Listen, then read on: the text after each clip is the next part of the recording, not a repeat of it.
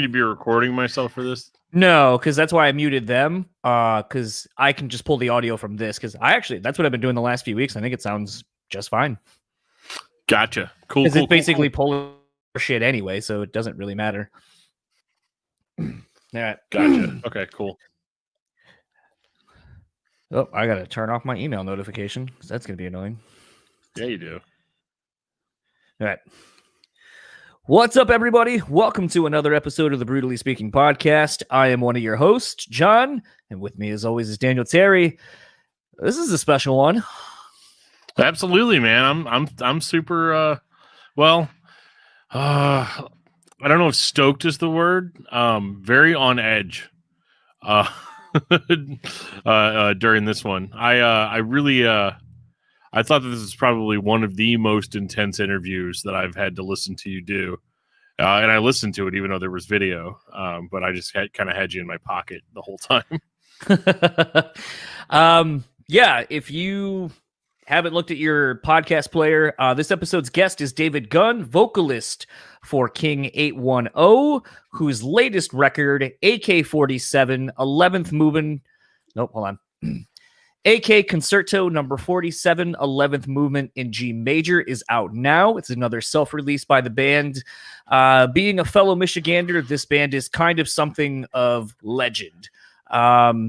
These guys have quite a reputation for them. And I think, a lot of it is honestly unbiased. Maybe not unbiased. I think a lot of it is unwarranted because people I don't think listen to the actual music. I think they just see what they see across music publications and so forth, and then just assume that is what the music's going to sound like.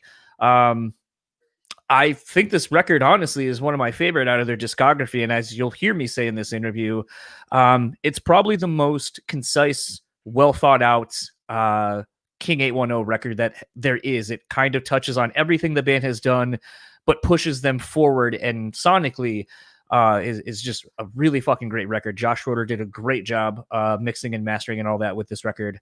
Dan, I don't know if you've had a chance to listen to this or what your affiliation with the band is, but yeah, this was a really intense, nervous conversation for me to have, given the fact that David is a very intense individual and doesn't really do a whole lot of press, and the few press things that he does are few and far between.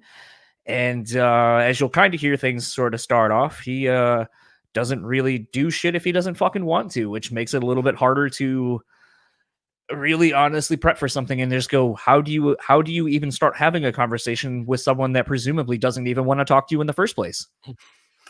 Yeah.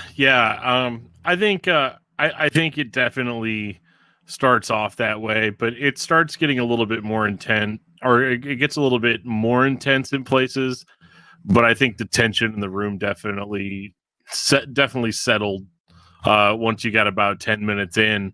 Not even because it was an awkward thing, but he just laid out so clearly like why he doesn't like doing interviews and why he doesn't like doing press. And I remember texting you when I got to that point, and I was like, yeah, dude, I'd have just been like, okay, cool, thanks, bye, and signed off, but I mean, the conversation was definitely worth having. And it was kind of cool getting a look into the creative process, because as far as I know, he's never really talked about any of that stuff, talked about any of it really in any sort of official capacity. No, not really that I've seen. The longest thing I've seen him do was something he did, I believe, for Metal Injection, where it looks like someone went to his house and actually kind of talked to him about just kind of things going on. Suicide King, I think, was the only thing out at that point. I think they were still working on this newest record. And I kind of used a little bit of that just to kind of get a sense of who he is. And actually, another thing I would love to plug, go listen to his old podcast, the Guncast. There hasn't been a new episode since, I think, January of this past year. It's been about a year. But it really gives you an insight into who he is as a person, as well as some of the more inner workings and thoughts that he has when it comes to writing lyrics and how he approaches art as a whole. This is definitely someone who is an artist in the truest sense of the word and isn't just doing shit because someone's telling him he has to or has to put out a label. There's a lot of integrity in what he does, and I think that's very commendable, personally.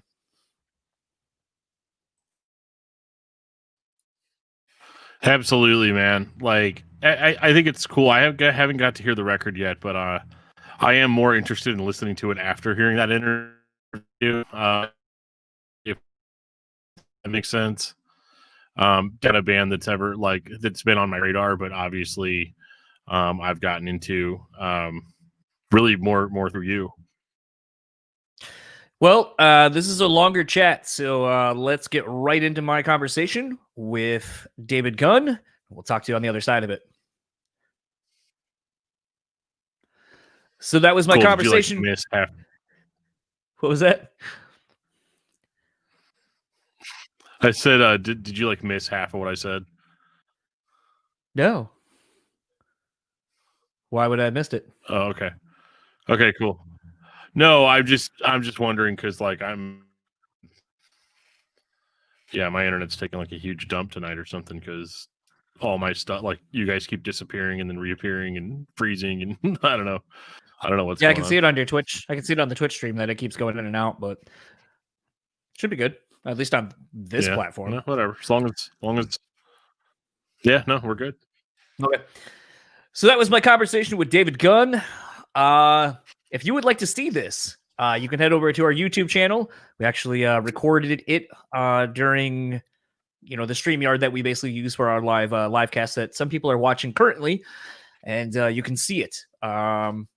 It's unedited. I didn't fuck with any of it, and I honestly I edited out the part where my camera cut out on the audio version that you're going to be hearing. But other than that, it is completely 100% unedited. That's how David actually likes his podcast to be. It's a one take, one shot, no corrections, no fixes, no nothing.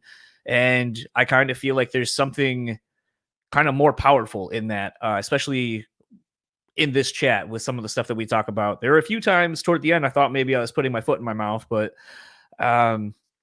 I think overall the fact that, like he said in the very beginning, if he didn't like it or whatever, then he would just fucking leave. So right, yeah, for sure. Like, well, see ya. Yeah, but this is one that I have thought about doing for a while, and I just was very intimidated the whole time to have him on. And I mean, Dan can attest, I probably spent the better part of the 2 days before I knew we were doing it, freaking out and just kind of going like, how do I fucking start? Where's my entry point? What do I talk about? And then I finally just realized I should just be honest and just try to have a conversation and not try to ask him a set of narrative questions and just kind of go from there. I think Dan froze. Oh, there he is. Oh, I thought I was totally like gone. Good stuff. So yeah, that was an excellent point, John, that I didn't actually hear. Well, how about we make it easier? Because, like I said, the interview was a little bit long, and Dan's having some connection issues. So let's get right to the plugs and end this conversation, end this episode out. If you would like to keep up with King, it's simple enough. Facebook, Instagram, Twitter, King810Flint. And if you'd like to go and buy any of their merch or buy the new record, you can go to king810.bigcartel.com. If you would like to keep up with David, he only has an Instagram account. It's DKGunn, Gunn.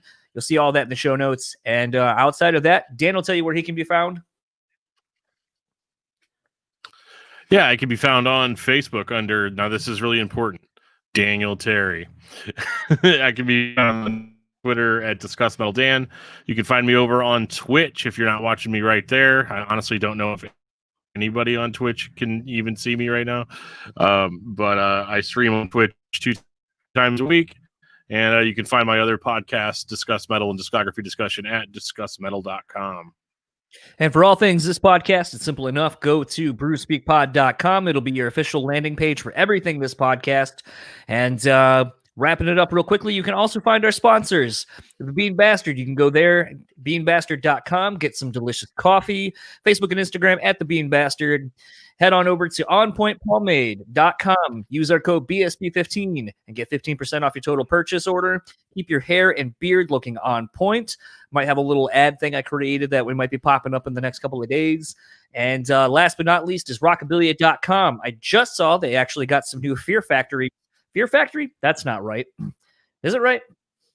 I always get it fucked up now with the show. Yeah, Fear Factory, not Fear Factor. Okay. And I actually just saw that they got some new Fear Factory merch, some scarves and some other stuff. So they have over 500,000 items in their online store. If you head on over there and use our code BREW15, you'll get 15% off your total purchase order. Head on over to rockabilia.com, support the band, support us. Everything's officially licensed through the band. So not only are you supporting Rockabilia, you're supporting the bands as well. And during these tough COVID times, that is a win-win for everybody. And for the Brutally Speaking podcast, I am John. And I am Dan. We will talk to you all next week. All right. Well, now that that's done, the rest of the people, we can unmute the mics and showcase our lovely guests.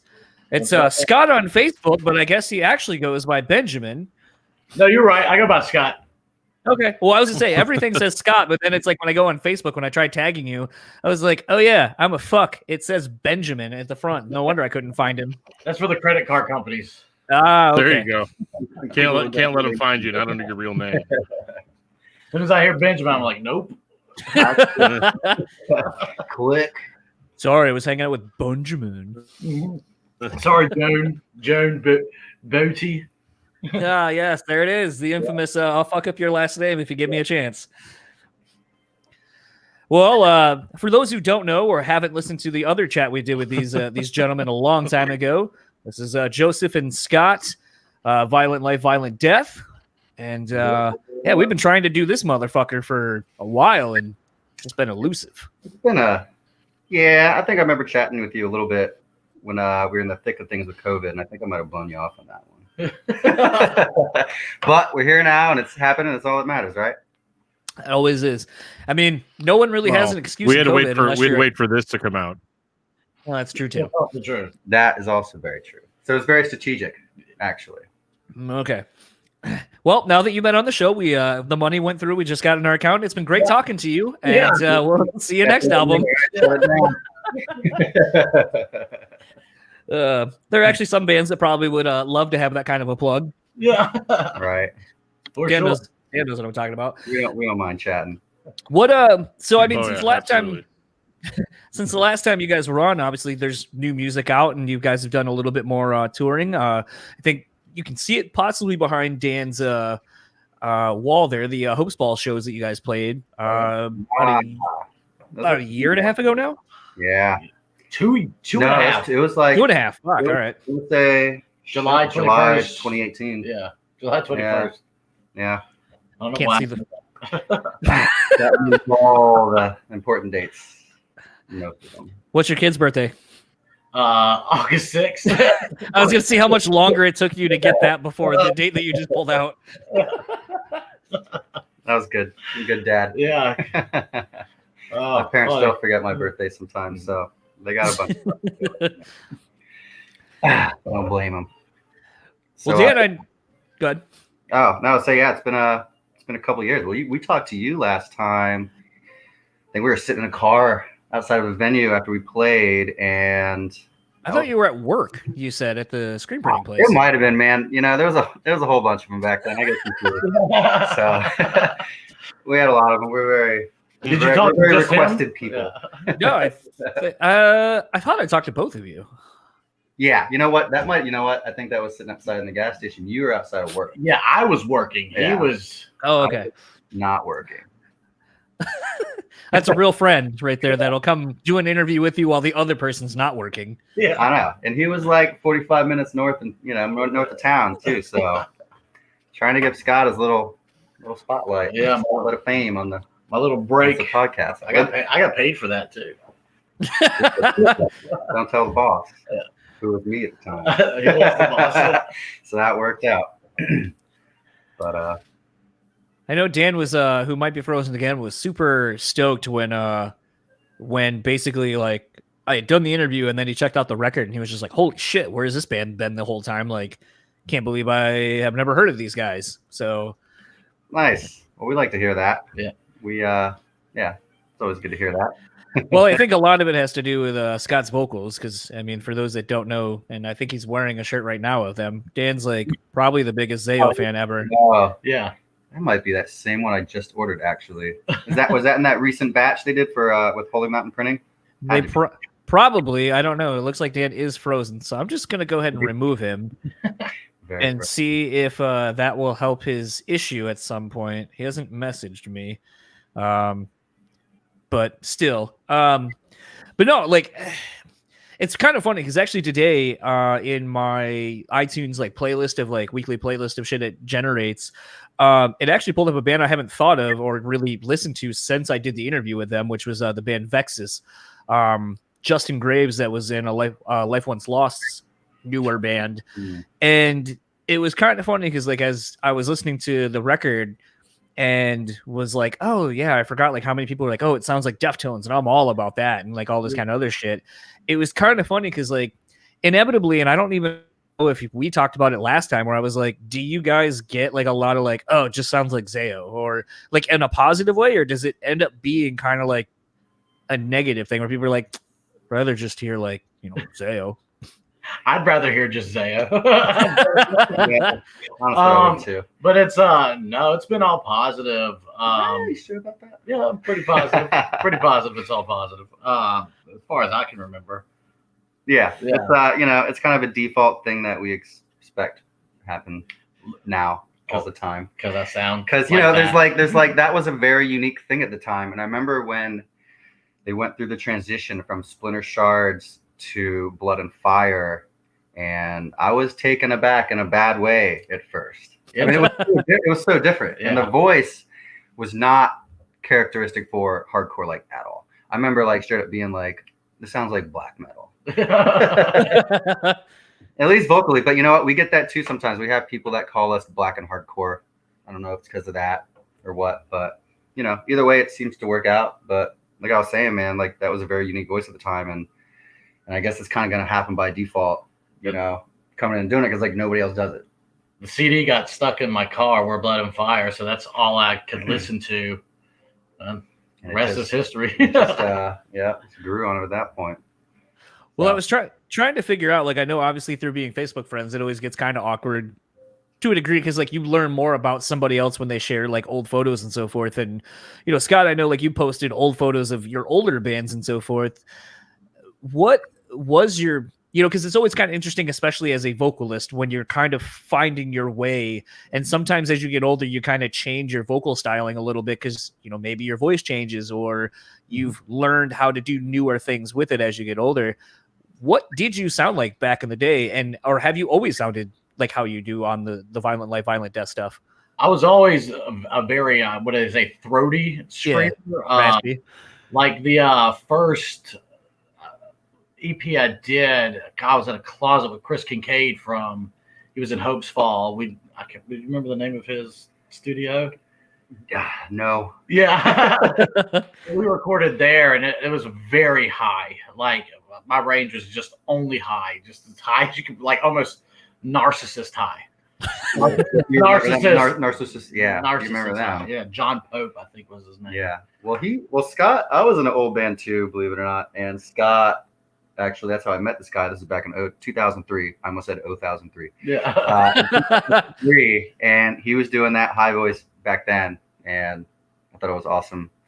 But it's kind of a miracle that you've been able to keep it high because it seems like a lot of singers, screamers, naturally, it kind of comes down a little bit over the years and all that. So somehow Scott's throat is not totally torn to shreds. That's true.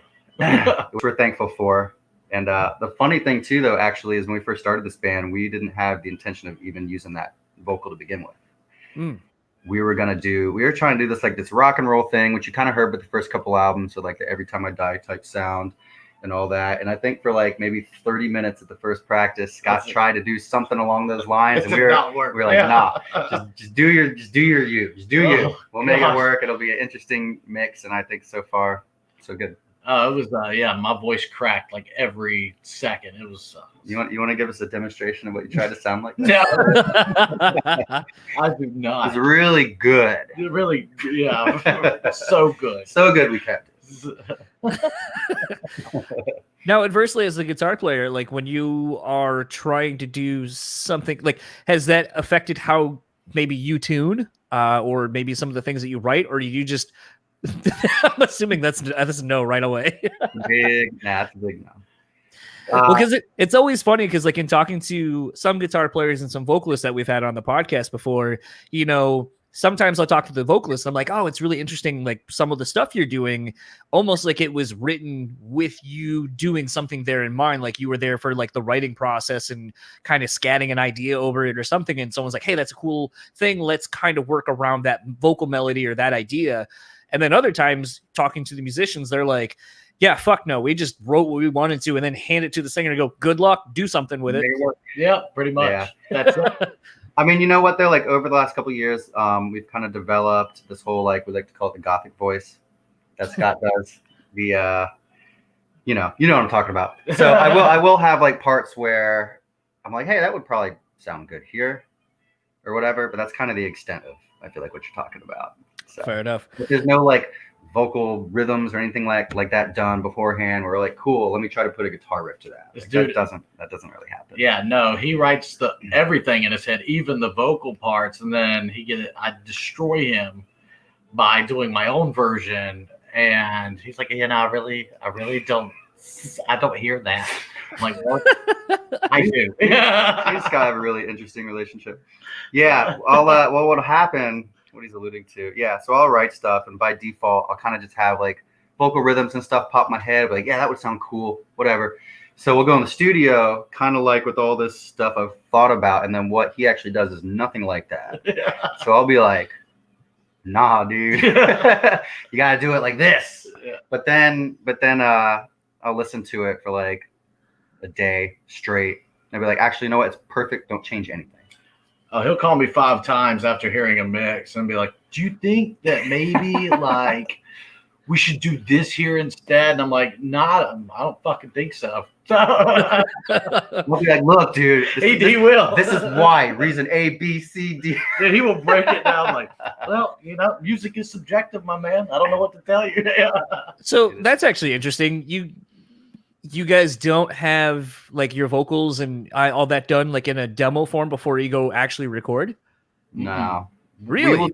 We will do pre-pro with all the music, with literally everything except for the vocals. And then when Scott gets in there and the vocal booth, it's a big surprise.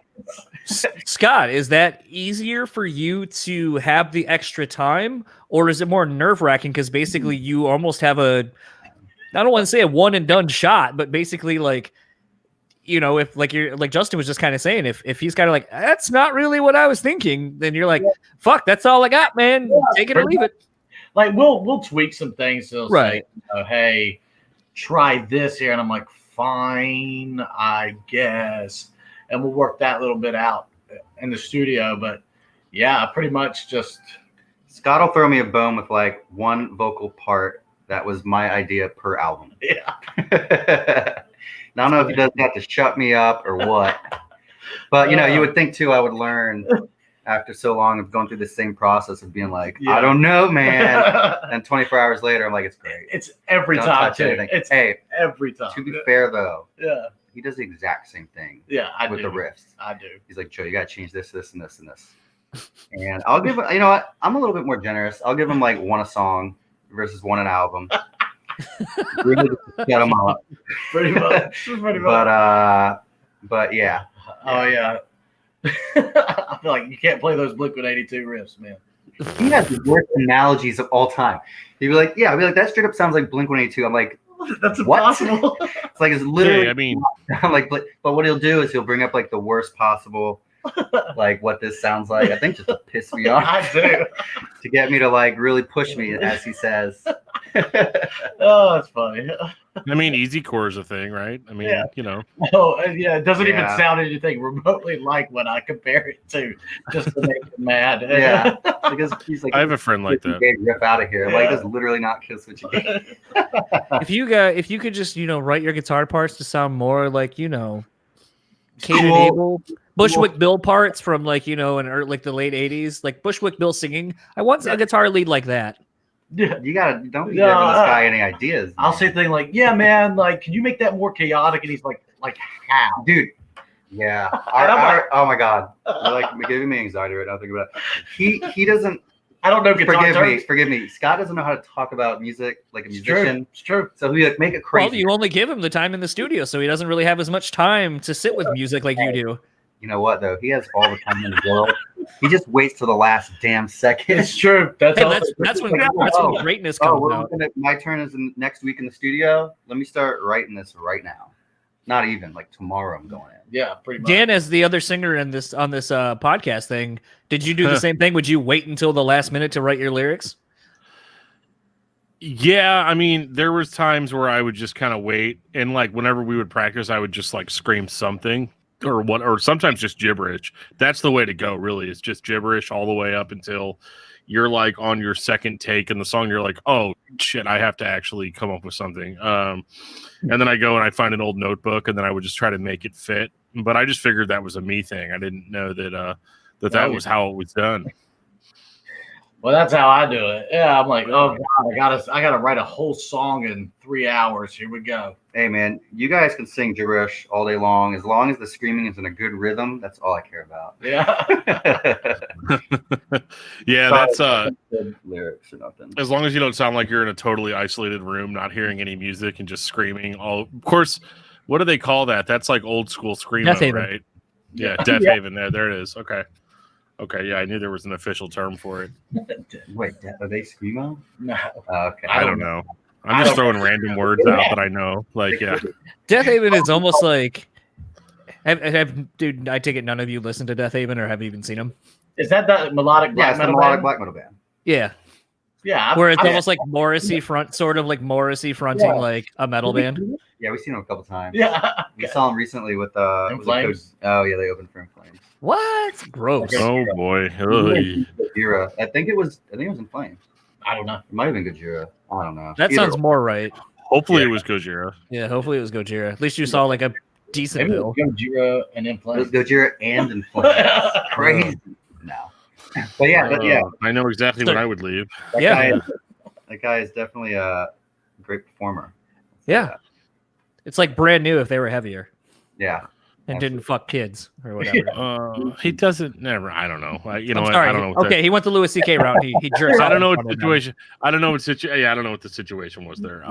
Because I can't read, Sounds wild. Jesus Christ. bro. Told you we could bullshit. Yeah.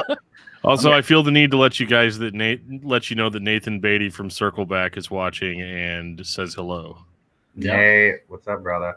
They gave me the pleasure of getting The some- pleasure. They gave you the pleasure. They gave me the They- pleasure of listening to their new sneak peek of their new record. They just recorded Jamie King, and I was very impressed.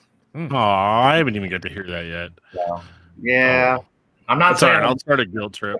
yeah. I'm not saying I'm not. Oh yeah. I'm not- Scott is not saying he's not on it. Yeah. Which means he is. Yeah. Aw, I think that's actually going to be the single they said they're going to go forward with. That's the one. dude, I have Yeah. such a hard on for Circleback. Like, Yeah. like you wouldn't Oh, believe. great guys, great dudes. A couple of them just came and hung out with us last weekend. Really good time. Yeah, So that's awesome. good to You see know- them. It's good to see other bands and stuff, especially during these times. We don't get a lot of that. So It's actually Yeah. something kind of interesting I feel about, and correct me if I'm wrong, you guys are in the North Carolina area? yeah, Charlotte. Yep. Okay. Even more to the point. In my very brief time of booking some of the bands from Charlotte out this way and just kind of befriending a lot of those people and then spending a couple of days out in Charlotte, you guys, like your music scene, at least as wide casting as it is, seems to be very supportive of one another. Has it always been that way, or is it just maybe not? Back in the day, it was awesome. As opposed to not awesome now. Well, no, it was just I don't know what. Just North Carolina, yeah, we've all been very supportive of each other. We actually there's a lot of bands, man. There's a lot of talent, and it's good to see bands do well. There's been a bunch of them over the last couple decades, Yeah. that have come out and done great. Like I was lucky enough. We were all lucky enough to see like Between the Buried and Me at their first show, and just build and become who they are now and stuff like that. And Hope's Fall was another one, and Beloved, and Prayer for Cleansing a little bit. Yeah, You're not too far from where maybe they're in Ashland, I think. He is Legend. Oh yeah, Wilmington. Yeah. Wilmington, that's right. That's another one.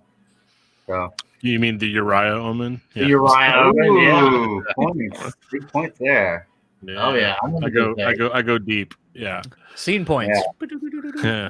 I had not heard that name in so long. We got Secret Lives of the Freemasons. They're from the mountains. Yeah. Yeah. Who else? Now I'm racking my brain. Each passing mountain. I was just saying, for me, it was what started it all was Harvard for me, having booked them a handful of times. But that was kind of going to be the entry point. Was more, you guys were saying like people kind of don't necessarily know how to classify what you do, and I feel like there's tons of that. I mean, you look at a band like there was Harvard, and they started off like on Animals as kind of like a Circus of Vibe thing, a little bit heavier at times than that, and then kind of slowly morphed into still just kind of touching on a lot of different stuff. Then even having God, I'm blanking on his name, the drummer that filled in for him that was in Wretched. Marshall, yep. Yeah. And so and then there's another band like Wretched is great dude. Got so many different types of bands, and so like I said, it just seems like your scene is just so incestuous on one hand, but also just so supportive of each other, and it's really interesting to just kind of see like what's going on down there. And it reminds me of the scene I grew up in out here that would make me come to Grand Rapids where I live, that just hasn't happened or existed in probably a good 10-15 years, if I'm being honest. But it seems like you guys have those bands, and maybe it's more the venues that you have and the avenues to go support your local bands and kind of play random shows with bands that aren't necessarily the same as you. That's my favorite, is mixed genre, because we're piggybacking off each other. And like when we played the Hope's Fall show, even though they were they're Hope's Fall, they're not breakdowns and all that kind of stuff. And through cultivating our relationship with them, they were like, we'd love to have you, which was awesome for us, because I know we looked up to those guys when we were younger, and we were fortunate enough to play with them when we were younger and stuff like that. So it is awesome when we get to, yeah. I'm glad we have cross-pollinate. Yeah. Or whatever. Definitely cross-pollination is nice. Yeah. But it's it's fun. Mixed genre shows are fun. Too much screaming all throughout the night, kind of get old after a while. Yeah. Well, I remember being a teenager and going out places and like, you'd pay like what, $15 for a show. Some bands out of town, some are not. And then like a pop punk band opens up the show, right? Gets everybody, and then maybe like a hardcore band will come on, and then some kind of weird electronic like two-man, a dude with a laptop gets up and starts playing. Like, I loved those types of shows so much, because it was really at that time the only way really for me to discover new music, pre-internet and all that. I mean, back then internet was just AOL, so or hardcore.com or hardcoremp3.com and stuff like that. So like it was always really, really, really fun to not know necessarily what every band on the bill was. And you could actually kind of open your, because like there's certain types of music that when you explain it to me on paper, I'm like, it doesn't really sound like I'd be into that. But then you see that band live with no context once, and you're like, well, actually, that was actually really cool. I feel like a lot of that's been lost. Whereas like with tour packages and stuff, now it's just every single band has kind of a very similar sound. And, I mean, I know people are down for it, but like me personally, it's like, oh, do I really want to go to a show where there's like 19 hardcore bands like all playing right in a row and not being able to tell one from the other? It's just all brutal all the time. Yeah. Basement fests. Yeah. Furnace right. Basement, buckle up. Yeah. We were talking about your Sorry, What? I was just saying I got these Totally, burgers. totally It's a street. Well, it's a dude that I'm friends with on Twitch. I just was watching his stream earlier, and I said I was going to be talking to you guys tonight, and he's checking out the band for the very first time right now. So I guess he's listening to us talk and listening to you guys in the other earphone, because that would be probably kind of confusing. Yeah. Nice. Well, hope he likes it. Listen to the new one first. Right. Oh my God, that Actually- record was my drive to work this morning. I have a long drive, so I got to listen to it like twice, and I was like, "Oof, so much more beef." Like not that the other releases weren't beefy, but like this one is like, yeah, it's so beefy that I got these burgers. Like it is absolutely, is absolutely awesome. Like I love it. Like, and I'm not just telling you that because you guys are here. I would change the subject and talk about different stuff, you know. and all that, but I just dug it, man. Like just down to the guitar tone and the vocals and everything. It's just exactly right up my alley. So thanks, man. Yeah, that was great job, guys. Thank you. That was one of the really good things about COVID and stuff and all this going on is in the past we've kind of felt rushed with getting records out, recording them, and this and that. And so we actually really got to sit down and just get super deep with the mix and all that. I mean, he probably sent us, I don't know, 10, 15 mixes over the span of a couple months. But it made all the difference in the world, man. And super, super happy with everything about this record. And he keeps getting better. And I'd like to think hopefully we keep progressing as well. And, you know, hopefully the next one will. Yeah. Don't know what we're going to do about the next one. Every time I'm like, crap, how am I going to top that one? No pressure. Yeah, just, you know. You have to do exactly what you did before while still changing and not being stale. Yeah, like go ahead, just do that. Yeah. Exactly. So I got Scott over here always. You start writing yet? Like 2 weeks. God damn it! 2 weeks after the record was done, I was like, let's go. I'm tired of this shit. I'm done. Keep up. Watch me for the changes and try to keep up. Yeah. So shit. So in the meanwhile, to hold this guy off while he's bugging me to write some more stuff, we're in the middle of doing a cover right now. That should be sweet. pretty good. So I don't know if Maybe are we allowed to tell them about it. It's Tom Sawyer by Rush, right? Yeah. It's basically it's the dead covers. It's all the people who have died this year. You're covering their songs. Oh, we almost covered the guy from the movie. What's that vampire? Lost Boys. We almost covered Lost Boys soundtrack. The saxophone solo. No, I tried really hard to get. What is it called? I Still Believe. I Still Believe. Yeah. And I played saxophone too. I was like, all right, we'll do it. But then I don't know. God. You could probably hit that guy up on Cameo and do a guest spot. I just wanted to see him shirtless, wearing a chainmail or something. You don't want me to see all the band attention, man. Shirtless with a sax? Are you kidding me? That's fun. Yeah.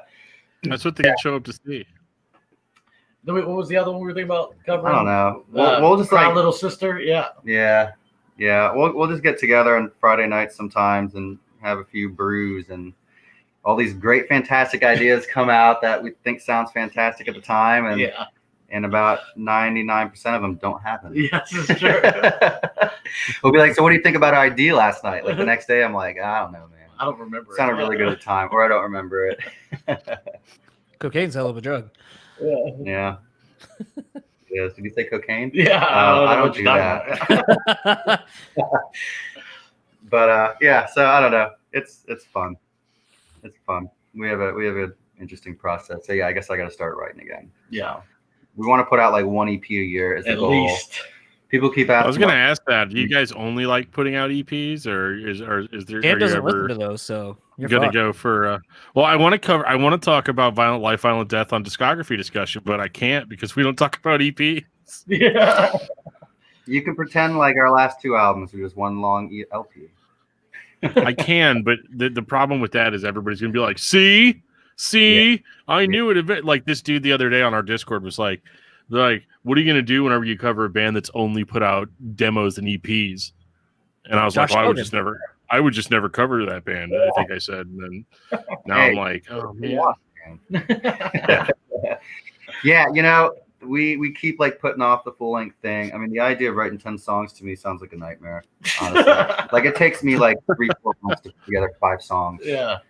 And so I don't know, but I really like the fact that I feel doing it this way, we stay a little bit more current and stuff because we're always kind of wanting to evolve our sound, and it's like the norm kind of seems like one full length every 3 years. If we were to put out like our first EP and then 3 years later came out with this one, it would be like such a huge jump between styles. So Yeah. I would like to think maybe it's kind of cool to see a little bit of progression over the years, the evolvement, is that a word? Or sound It is now. evolving. Yeah. But yeah, so I don't know. Maybe one day do a full length, man. I don't know. But it's kind of cool to like put out something every year as well, too. Yeah.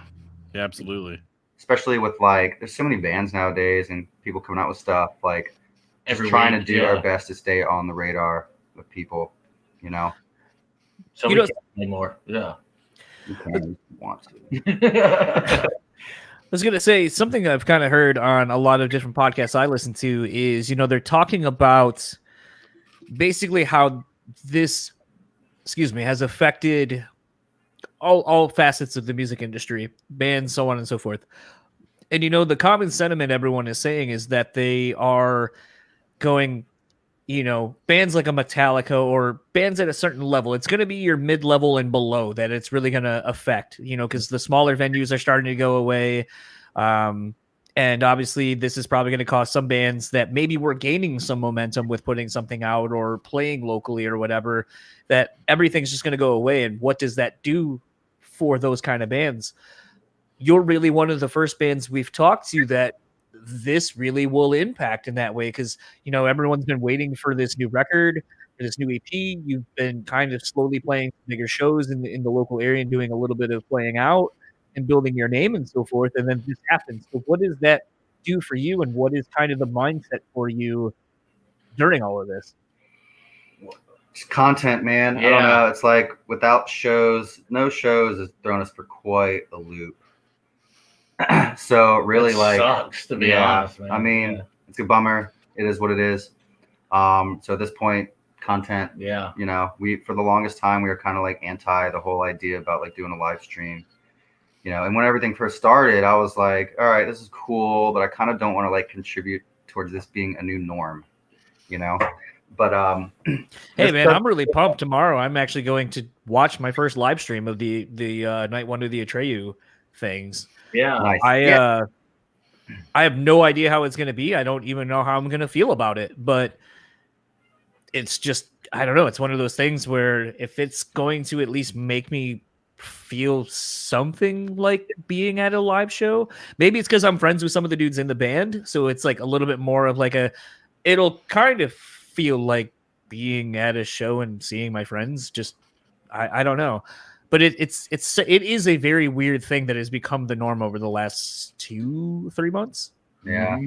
Yeah. Well, I mean, like it's been a long time at this point. So, a live stream I think is a little more welcome, or at least for me. Like I've watched a few of them. I watched the Between the Buried and Me one. God, I messed that up. Maybe a couple months ago, and I actually thought it was really good. Like I enjoyed it and stuff.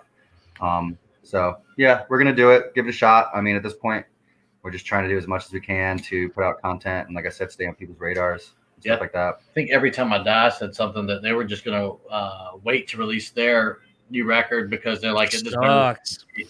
Yeah, it deserves to be given its, The full proper due. Yeah. Yeah. Well, I mean, that's even an interesting one though too, because like we were making the joke earlier when Dan froze, like Zayo is his favorite band. Mm-hmm. Every Time I Die is probably mine, hands down. And hearing Keith basically go like, have this record, and everyone by all accounts is like, it's even better than Low Teens. It's kind of more of a return back to the old, at least vocally and lyrically, back to the old Every Time I Die. It's not so serious. And I'm kind of like, oh man, like I'm excited to hear this. And then them straight up being like, we're not going to put it out until we can tour. And you're like, fuck, that could be until 2022, depending on. I was going to say that's the problem. You don't know how long you're going to have to wait. Well, and the other thing on that, though, is I'm almost like, well, I guess I'm glad I went and saw them as much as I did on the last record cycle, which lasted almost 4 years, which also isn't normal. So it's kind of this weird thing. Like when he made that comment when Keith was like, "We're not going to go out and not give it its fair due." Yeah. It was kind of one of those where I was like, "Well, shit, it's so interesting because before, like, most people don't tour a record for 4 fucking years, at least not a hardcore band like that." So now, inversely, here we are, the other realm where it's like now you're not getting to see them at all. Yeah. Yeah, it's a bummer, man. Every time I die so good, they can literally do whatever they want to. Yeah, So, they have that luxury. yeah. We can't sit on this EP for No. 2 years. I would never release it if I had to wait. I know. Because it was done in what, April? Yeah, and we even pushed it back to like hoping that things would be a little bit more normal by now. Because we finished recording it back in April. Well, I mean, you needed to make these sweet things that I think I'm gonna buy here. Oh, where the fuck did it go? Yeah, I gotta buy one of these. Ooh. Yeah. Tomorrow. Violent Life, Violent Death, our bigcartel.com, baby. Order them up. Out of curiosity, do you know what brand of windbreaker this is? Independent, right? What? Oh. I have no clue. Yeah, don't listen to me at all. I don't, John. I can tell you later. We don't hear they're at my house, but do you actually have them? They're printed. Oh yeah. Yeah. We got all that stuff. Okay. When I was getting unemployment money, I was like, "Fuck it, let's just make a shit ton of merch." Dude, this guy dropped like $3,000 and all this merch. I'm like, I hope we have shows again, man. I was like, "Who cares?" I'm still mad at you for not making the shirt that I've been pushing for like 2 years. Oh, the fight riffs. Yeah, and the Mortal Kombat font. You got to do it. Yeah. Remember I told you about that? You Scott? did, yeah. But look, you know my brain. It has to be my idea. Yeah, Scott is Right. the brain behind the merch. So That's the only reason I asked you is because I used to work for a screen printing company. So I'm like, depending on who makes that, I might not get the windbreaker because some of them are like, I had a Cradle of Filth one that was like super thin and like not a very good windbreaker. Like, but then you got some of the other ones that are a little bit thicker and like are like the perfect windbreaker / jacket, like fall, early summer jacket. you know what? The windbreaker we use is actually exactly what you're talking about. Awesome.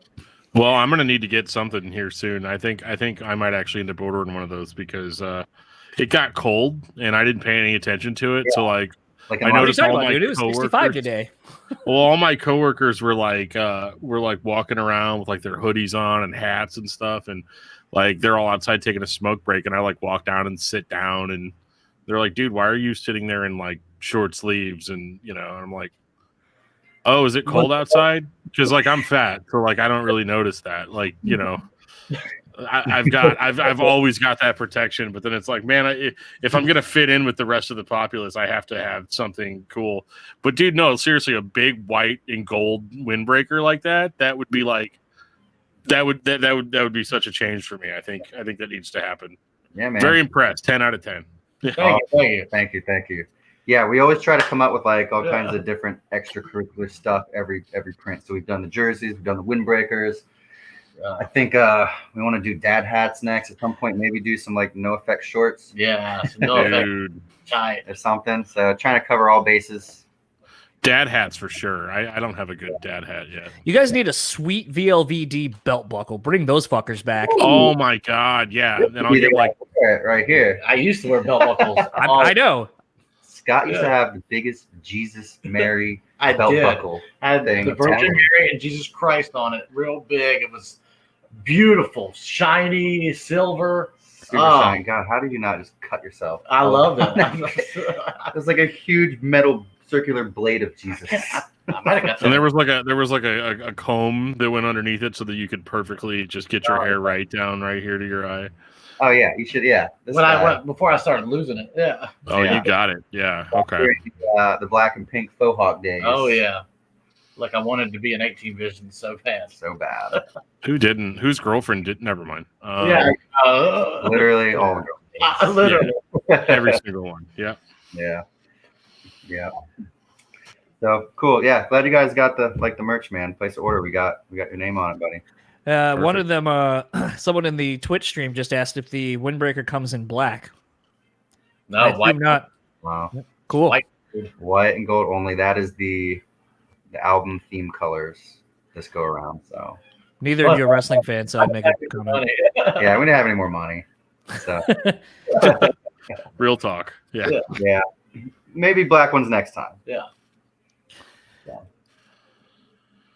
Plus, yeah, we don't use a lot of like all of our T-shirts are just like black T-shirts and whatever. And I was like, do you think maybe we could get away with like not having the primary color? I know, man. And you know what? We'll try to do something like not black every now and again, and it just doesn't sell. Well, what The you hard should do part is is kind of like- go like 18 Vision style. Make your logo on the next thing, your next run of merch. Make it pink, Yeah. and Yeah. then just do kind of give it a little splattery logo, and Yeah. just come up with something and appeal to more of the women demographic. Sold. That Yeah. was almost the colors for the color of bone. Remember? I was gonna not even Think name so. it the color of bone. Yeah, we went through a bunch of Yeah, I was a gonna, bunch of ideas was with gonna call that. it soft pink or something. I think that. Oh my god, yeah. Oh my god. Yeah, So okay. that'd be like that would be like the color of or yeah. And anyway, yeah. Soft I'm pink. good. We had another one. We had LSD. We were gonna Yeah. call it an EP, which we might still do one day, Yeah. but probably not. Blood orange. Blood orange. What was There was another one. Yeah. It was like the most cliche sounding thing in the world. What was it? I don't know. You know what I'm talking about? And we were like, No, I don't it was remember. when we were talking about like the old death stuff. Oh, no, I don't Remember the song name? And then like there was a band. I wish you could remember now. It was like Brutal Truth. remember. Even though that is a band, but that's not what we're talking about. I would have never thought of something like that. Yeah. Scott thinks Hey of a lot. man, Brutal Truth was awesome. Yeah, well, they were awesome. I've Yeah. heard like one Brutal Truth song. Yeah. Yeah, I was back in like junior high school. So another fun thing that seemingly a lot of things are doing right now is branching off into beers. Like Hapery just put out a new beer. It's not a band, but Wawa actually worked with a brewery. They're doing a run of coffee inspired beers through some brewery that I'm trying to have someone out east get me. And obviously Deftones have done a lot of beer and just so many bands doing beer. What would a Violent Life, Violent Death beer taste like? Coors Light. Honestly, it tastes- Really? Nah, Coors Light mixed with Crown Royal. that we used to drink. That's it. I quit. I'm done. If you guys are gonna take this seriously. Oh, that's all I drink, baby. Oh, Well, I gotta ask, are your mountains blue? They are. Fun Okay, fact: nice. Jean-Claude Van Damme in 2011 did a series of commercials for Coors Light, and I was like, "Yep, that's what I'm gonna drink."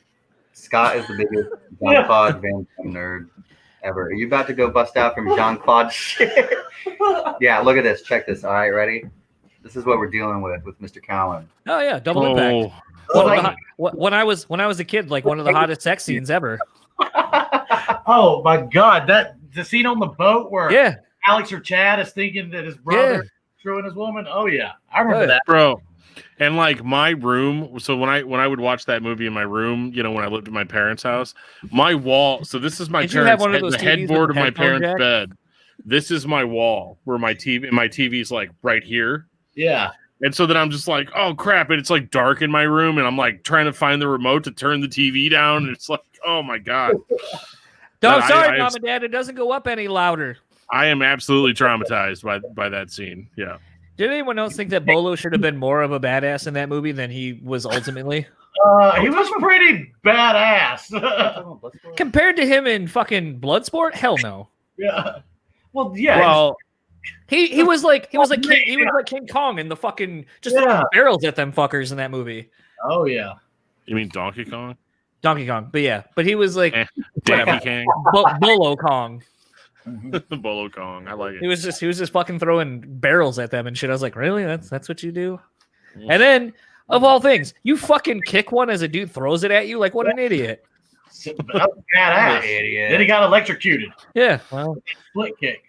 I have not, never it's not as cool as punching out a snake that's attacking you like in Hard Target. Yeah. What was his name? And then using it as a booby trap later. He did use the snake as a booby trap. He did. Yeah. And then bit someone. And I was like, you knock it out and then it just magically wakes up and it's pissed. And it's like, oh, well, fuck you. All right. I mean, if somebody knocked me out and put me in a trap and I woke up, I'd be pretty pissed. I have no Can't imagine idea. the snake thinks any he won't different. watch them. He won't watch I those have movies. no idea what you guys are talking about. Bloodsport is Man, my favorite movie, like ever. I refuse. I've seen Dude. like the scene at the end. That's it. One of my like, because I hate compound fracture scenes, and I can spot those in Achilles tendon scenes like a mile away. The like worst scene that still bugs me out, like, and I remember watching it so much as a kid and being like, ugh, it was like when he popped that dude's knee. Yeah. Oh, so gross. That's so fucking gross. That's the guy that actually played Tong Po in and Kickboxer. Yep. I was just reading. Dude, I love Kickboxer, but I actually like him better once the dude Cody from Step by Step took over. Oh, Sasha Mitchell. Sasha Mitchell, yep. I know all this, so who knows? Yeah, no. But dude, like what's fucked up is I didn't realize that they kind of, and I might be wrong, but I thought I remember the guy who played Tong Po really isn't like Asian or really tan. They kind of like brown faced him a little bit. Yeah, I think he's like, I don't know, French or something. Yeah, he's not. Yeah. Yeah, he was. Yeah, he was obviously not Asian in Bloodsport. It's almost like when you find out they blackface that dude from Short Circuit. What? Wait, what? Yeah. Yeah. Oh my God. Wait. He was in Hackers. Which Yeah. Short Circuit? The first one or the second one? Both. The guy who created Johnny Number 5. They like they like kind of blackface that dude a little bit. Wow. Dude, I didn't. Oh my God! I didn't even put see you that just. together. Yeah, me either. I mean, it's been 20 years since I've seen that. I was trying to remember what he looked like, and I remember he was the bad guy in dude. Hackers. Yep. Right? Yeah, they totally Yeah, did that's that. Yeah, because Oh, I yeah. remember seeing, and it maybe was Hackers, and I was like, he looks totally different. Yeah. Wow. Man, Thanks. Hackers. Now I'm Talk- rocking a huge talk- nostalgia boner. Johnny I was Five- gonna say, speaking of boners, man, how about Angelina Jolie and Hackers? Holy shit! Yeah. Oh, it was one of my favorite movies Yeah, man. growing up. Oh, we want to talk about her like top 5 like nudie scenes from like 80s movies? No, I do not. No, Dan, no. Oh, good, bro. Go for it, John. Ugh.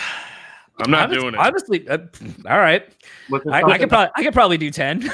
I can't think of that many. Like, I mean, I've seen Dude, them, straight up Marissa Tomei, or not Marissa Tomei. I'm sorry. Fuck, what's her name from White Men Can't Jump? Short chick. Rosie Perez. Rosie Girl. Perez. Yeah, Rosie Perez. Oh man. I want to screw you, Billy. I remember that. Oh man. That's White Man Can't Jump. Oh, Yeah. that was yeah. Man. Bust out of that shower scene, just dumps him out, and I was like, hell yeah. And White Man Can't Dumps Jump. him out. Oh yeah. Oh yeah. I don't remember that. Yeah, I don't my remember mom that either. She fucks him on the floor. She fucks him on the floor. And then like I watched that movie on TV. They probably cut all that out. oh yeah, they definitely got that out. Yeah. But yeah. That was a good one. Linda Hamilton in First Terminator. That was a good one. Damn. I'm trying to think of I don't it. know if that's a full nudie scene though. All I can think of is Wild Things with Denise Richards. Yeah, there's Oh, I that. mean that was definitely great. That And then what was Natasha Henstridge in Species? Yeah. That was a good Yeah, one. that was a good one. Yeah.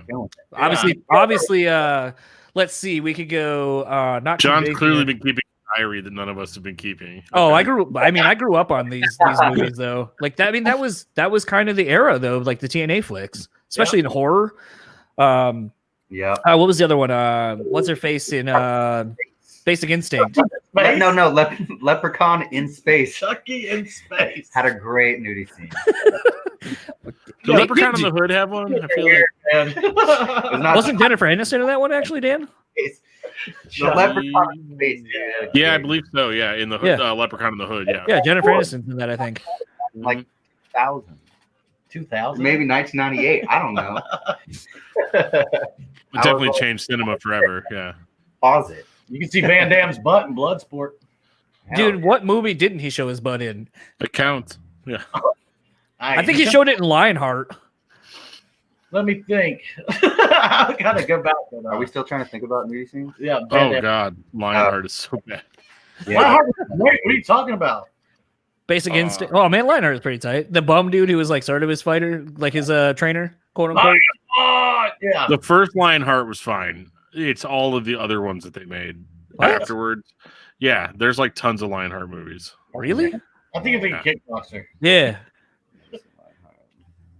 Or Universal Soldier. They made like a shitload of those straight to Cinemax. No, I am thinking of Universal Soldier. Sorry, Yeah. Huh, that's fine. Great. The first one was I'll just bow my Yeah. head in shame. I'm sorry. Here's it. Okay. Dolph Lundgren. Yeah. Yes. You know what's funny is like there are so many franchises like that. Like Universal Soldier, I think they made like 4 of them that went like they were just straight Cinemax, and then they like someone rebought the franchise and then did the quote unquote sequel like 10-15 years later, and it's like, what about all those other like 5 movies that exist? Same Didn't with happen. there was, did you know that there's like I think at least 3 or 4 kickboxers? Yeah. And like the dude who Yeah. replaced Jean-Claude Van Damme like does a horrible like every time he does a kick he's like, ah! It's just like Van Damme. It's terrible. Nah. Yeah, nah. Not an action movie fan. Me? No, I like him. He's I what, guess maybe he's not. what we Maybe call I don't. cerebral. He likes Oh, stuff. do you like oh fuck, Really good. Yeah. god damn, what was that You know, cerebral stuff, or I like some fantasy stuff, like Yeah. some Lord of the Rings nerd action. Yeah. A lot of sci-fi. what was that movie with Russell Crowe and Denzel Washington? Oh, where? God, I don't know. not Ricochet. It was. No. I know because he's like digital, right? Yeah, hold on, I can look that up. What's that? Virtuosity. Virtuosity, yeah. Yeah. Speaking of, I want to watch Johnny Mnemonic later. Hell yeah. That's a good Yeah. movie too. Lawnmower Man. I know. I kind of Lawnmower want to Man. start watching movies now. For some reason, though, I really just want to watch RoboCop. I don't know, like the original RoboCop. Yeah, yeah. It's like my favorite action movie of all time. Like, Dude, it's that just- movie, the way that movie starts off is just so brutal. You know, Oh my god, dude! They blow every single piece of his body up. You haven't with seen that with either, a Justin? Shotgun. Yeah, fuck, Oh my man? god, dude! The original RoboCop is so messed up because like it was marketed to kids, right? Like all machine, Was all it? man. It was like 100% man, 50% man, 50% machine, all cop, like Yeah. 100% cop. But like the dude was so like he was like the most badass cop in the entire world in the sense that like they blew his hand off with a shotgun and he looks at this gang of dudes and he's like, dead or alive, you're coming with me. This is before he's RoboCop. Like they basically just like completely blew every single body part off. It is one of the most gory movies ever like that I've ever seen in that genre, where it's supposed to be like a superhero thing, but it's not. Like it is like so gritty and so dark. And it's like a really, really good representation of what it's like to live in Detroit. I've also heard that they cut that specific scene down by like 5 or 6 more minutes. Like in the Yeah. director's cut, like it's way more graphic and intense. Well, do you remember the scene with the female cop where she like comes up on this dude and she pulls a gun and he's like, hold on, I have to pee, and so he just starts peeing, and then like as soon as she looks down for a half a second, he punches her in the face. Like I was like, there's no other movie where they would do that. Like this is, and all the sequels were so disappointing. Like, well, Dude, that you got RoboCop versus Terminator game was pretty tits though. yeah, it I was don't good. RoboCop versus Terminator. That was like one of the most violent games I'd ever played. People literally just disintegrated into blood. Hell yeah! I mean, I think the Terminator would win. He can travel through time. Get Predator up in that action too. The Predator action. There's some sweet moves in the second Predator movie. I'm all RoboCop. I'm always gonna pick RoboCop no matter what. Yeah. Well, I think you just made a great case. I've never seen any of the RoboCops, and so I have to make a point to check them out now. There's a really uncomfortable scene where a dude gets doused in toxic waste and his skin's like falling off, and like at one point he raises his hand and the skin's like melting off of his hand. You can see the bone sticking up out of the top, and then they just hit him with a car and he explodes. Like it's just yeah, Like that scene still messes me up. dude, I remember back then, like watching movies like that, like the graphics or special effects or whatever were so gruesome, man. Yeah. They were just like Yeah. being a little kid watching this stuff and being like, oh my god, it's disgusting. Like being traumatized. Yeah, it's just From still seeing- Yeah. or like Total Recall. Yeah. like crap. or Like Predator. Great move Oh. scene too. yeah, 3 of them. 3 of them. 3 of them. I think I got Total Recall on Laserdisc somewhere. Yeah, I bet you do. Somewhere in here. Yeah. Wish One I of had the 4 Laserdisc hands so I can give those titties 4 thumbs down. Bad guy's name Cohagen. Cohagen. Damn it, the people give the people some air. Give them some mail. There's so much Arnold in that movie. Like it is incredible. A hot Sharon Stone before anyone knew who she was. Yep. She Right. was. And that guy that was in Starship Troopers. Casper Van Dien? No, the Oh, the old Sure. dude? yeah. Yeah. God, Starship Troopers, another great movie with boobs in them. Oh, come on, man. Exactly what you're talking It was about. a Starship Troopers 3. Yeah. They had a third? Oh Yeah. my god. Missing out. Did you guys on- ever see The Fly with Jeff Goldblum? That is Oh, yeah. another disgusting one. Yeah. It's That the grossest movie I've ever seen. Yeah. That arm wrestling scene's gross. That shit Just scared me. yeah. Imagine some dude like ejaculating on you out of his mouth and then just ripping your arm off. It's like Yeah. a regular Thursday. Yeah, okay. They get away with that kind of stuff now? Oh no. Over the top. They could, but it would all be CGI, and I think that's the difference. Is when you see something in CGI, it doesn't affect you the way it does when they would make practical effects. Wait, You I know? mean, remember like in what was it Dream Warriors? I think it was Friday the 13th or Nightmare on Elm Street 4 when Freddy opened his shirt and he's got all these like faces and shit. I do, yeah. God Yeah. damn, that was scary as fuck. He never made it through a Freddy movie. That shit scares the fuck out of me. Yeah, I'm like, Dude, all of us 80s babies just traumatized Yeah, by all these movies, man. God, like Michael Myers Halloween, I would just be like, you gotta be fucking kidding me, man. Yeah, dude. You Like know, he doesn't die, and why is he so slow and always catches up? I could never figure it out. Dude, did you ever watch? I think it was called Troll. Yeah. Oh, Troll 2 or Troll 1? I don't know. Maybe the first one. I remember. I think maybe one scene in particular, or I might be confusing this with Gremlins, where they're in like where they're in Critters. where they're in like Gremlins is a significantly better movie than Troll. So yeah, they were like in an indoor swimming pool, and I don't know. They come out of the pool or something. That's all I remember. This is an old ass memory. Man, But- you must tell great stories. Can you not tell? I tell the best. Hey, with subject matter not dealing with anything over 5 years ago. Yeah. 10 years ago. I think 10 years ago. I'm about to fall off my seat because I'm on the edge of it. Yeah. Um, I'm trying to pull out stuff from like my 6-year-old brain, man. Yeah. I mean, come on. No, I can't watch any of that shit now. No. Yeah. well, I got kids now, so I can't watch half the stuff I did when I was younger. I don't want them to grow up like me and see all these horrible images that are so impractical and upset you so much whenever you see them. What's up, girl? Not having kids. Yeah. Well, it Too late. happens. Too late. That's probably why he screams so much. Yeah. It definitely is not Oh. why. I definitely got that good dad yell. This is called I told you to put that away 10,000 times already. Yeah, like 10 minutes. You want to go for 10 more? Yeah. I'll do it. I could You do don't this wanna all know- night. You want me to take you out to the car? Don't let me Yeah. get to 3. No, that's literally it. 1, 2. Are you fucking serious? I mean, like, That sounds fun. That shit don't work. Right? That's like I like working at a mall. I used to love like the badass kids, and then their parents would just be like in line. They'd order food or be ordering food, and they're like, just yank them by an arm and take them out. I'm like, ooh, you getting your ass whooped. hell yeah. Oh, You ain't getting no corn dog nuggets. You ain't getting shit. No. No My mom- pony. Do you want to go me take you to the bathroom? And I'd be like, oh shit. Yeah, like whatever. I'll eat a salad, I guess. Yeah. Dude, Dude, I remember getting ripped out of class by teachers. Like they'd grab my arm and like just rip me out of class. Like imagine like if something like that happened now, which is kind of crazy, right? Because do kids even go to school right now? I don't know. But when I was a kid, like a teacher would have no problem just like ripping me out of class and then taking me out in the hall and yelling at me and all this stuff or whatever. And I feel like in today's day and age, like that it would absolutely like the kid would just like call his parents or call their parents and be like, this teacher's abusing me. And I'm not even saying that that's bad because like there's definitely times where I was like, I feel like they may have gone a little too far here.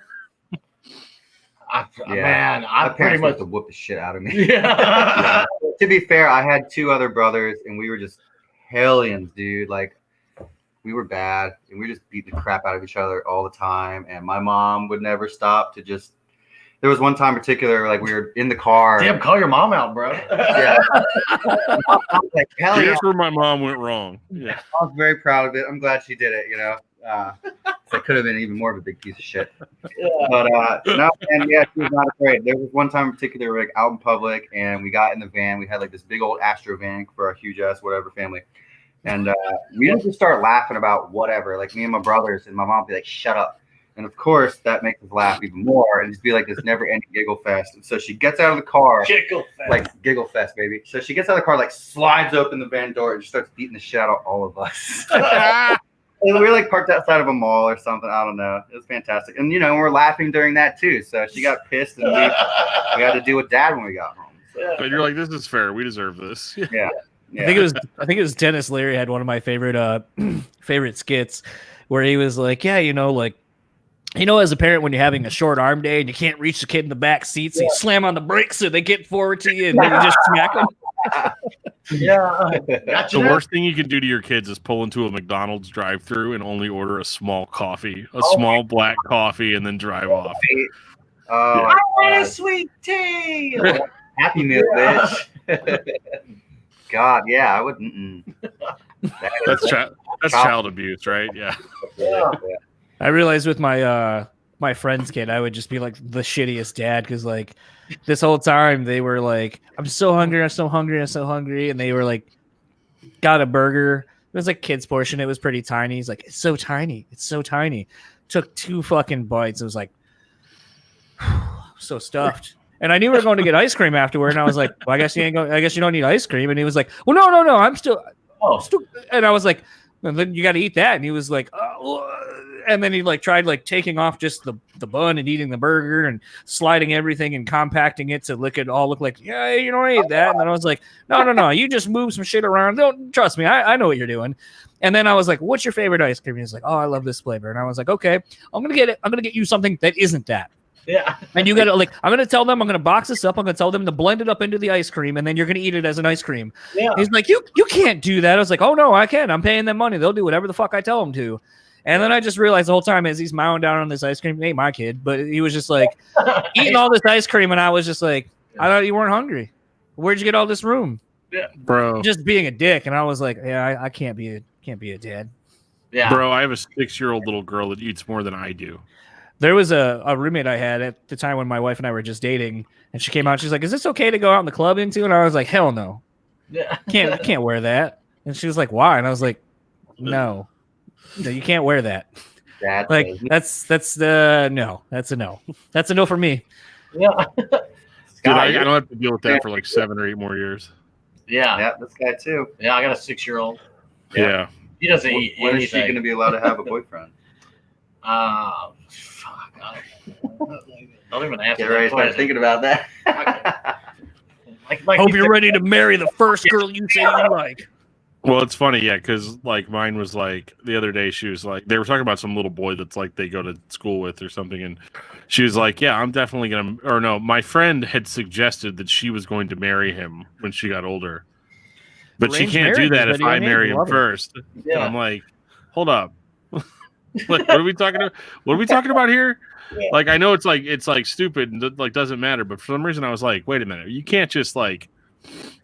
This can't be like, this is not a conversation I'm prepared to have. I thought I had like 5-6 years before I had to worry about stuff like this, and now I feel like I need to be like, listen, it's not a competition. Yeah, Just because you think you like someone doesn't mean that you actually do. You have to get to know that, Then she'll probably shoot back with like, when did you and mom get married? yeah. Plus, that kid's an idiot, right? Definitely. He better not come around my house. Yeah. Oh, That's hilarious. Yeah. This really went super get off my lawn like really fast. I love it. Yeah. I'll give a fuck. Well, Yeah. that's, Yeah, I that's don't what either. happens when you become an old hardcore dude. You're just like, Yeah. Dude, at my last Zayo show, this was me after the show. Hey guys, great set as usual. Thumbs up, and then, well, see you next time. Side of the stage. Yep, absolutely. Yeah. Getting hit in the face now sucks.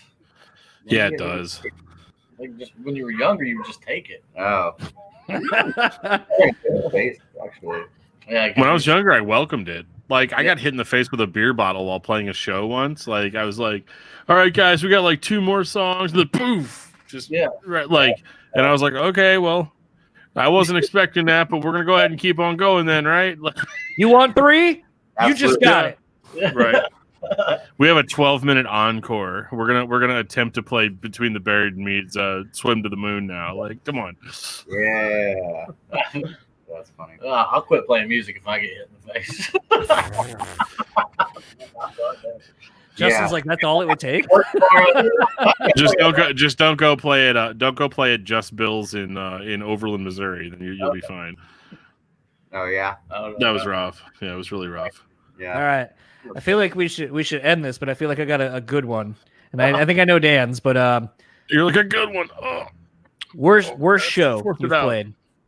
worst Roundtable. show you played. Wait, what are we saying? Worst what? Worst show? Worst show. Worst show experience, worst show. I know which one you're gonna say. What? Which one am I? Oh, That one where we tried to jump from E to D. oh, there's been a couple. Yeah.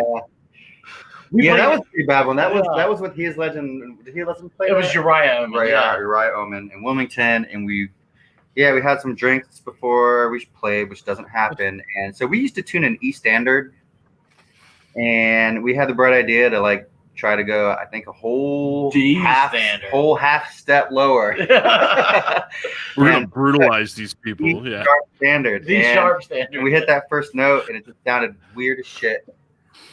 Stopped in the middle of the song, retuned, finished the set, and I basically quit the band after that. Yeah, he did. It was fantastic. Wow. I was so mad. Yeah.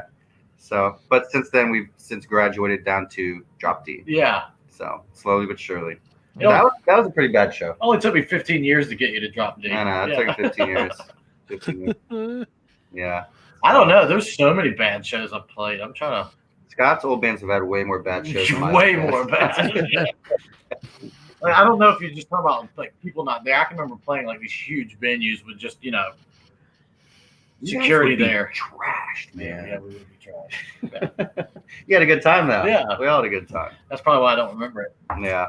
I wasn't allowed to hang out with a lot of the bands we played with because I had a reputation for getting someone in a band drunk and they couldn't play. Oh yeah. God. Oh yeah. You better know how to play all their parts if you're gonna pull something like that. I was just sitting in my van drinking by myself, and some of the other people would show up, and I'd be Oh, like, God, "Hey, I that got got some beer and got depressing. some whiskey," and then people would just be too tanked to play their set, and I'm like, "I already played mine." You're on your own, baby. I don't think I've ever been so fucked up that I couldn't like get on the stage. No, not that. No, you've never been that. I almost thought you were going to say not that. Yeah, night. me neither. Maybe I've been where I can't really talk. Yeah. I've had. Yeah, I may have but I played. can sing. I may have played live drunk once. That's my thing is I don't play live drunk because I suck, like really bad. But man, you think you're playing great. No, I don't Yeah, know. what you think you hear is incredible. I don't even think that. It's just like this is trash. Yeah, it's pretty bad. It's awful. Yeah. Like 3 beers and I'm done. I suck at guitar. Yeah. Just get up and play arpeggios just over and over and over and over again, and then just every now and again throw a chug, and yeah, you'll do fine. Yeah. For next time, we'll have the backing tracks ready to go, and I start sucking it up. Yeah. I think we played a lot of bad shows in the Midwest as well. Oh. Cool. Yeah. So I was probably there. Yeah. Okay. Yeah, I don't. Yeah. Pretty. Some good shows in the All Midwest. of my band shows, for the most part, have been pretty fantastic. Yeah. So. Yeah. Oh boy. Dan, what was yours? Oh, mine? You're asking me? Yeah, it's that round table. I wasn't in a popular band. Let me take a beer. Let me tell you a story, kids. Yeah. Worst show I ever played is I played it at a church because we were a gnarly Christian hardcore band, and yeah, I mean at some point we've all done that, right? But What- like, what's that? Not him, but I've definitely been in a Oh yeah, Christ core band Scott's back in in a the lot of day. Christ core bands. it was the only way to be able to play churches, and like kids would buy all your stuff. It was the best, you know. But like. So we were playing at this church. So we originally were supposed to play this like metal festival that was, it was at like a skate park or something, and we were super stoked to play there. We were the only Christian band there, so like we brought like all of our youth group fans there to come see us play the show. And for some reason, before I played that show, I was like, I'm gonna eat a Hardee's what do they call it? Thick burger.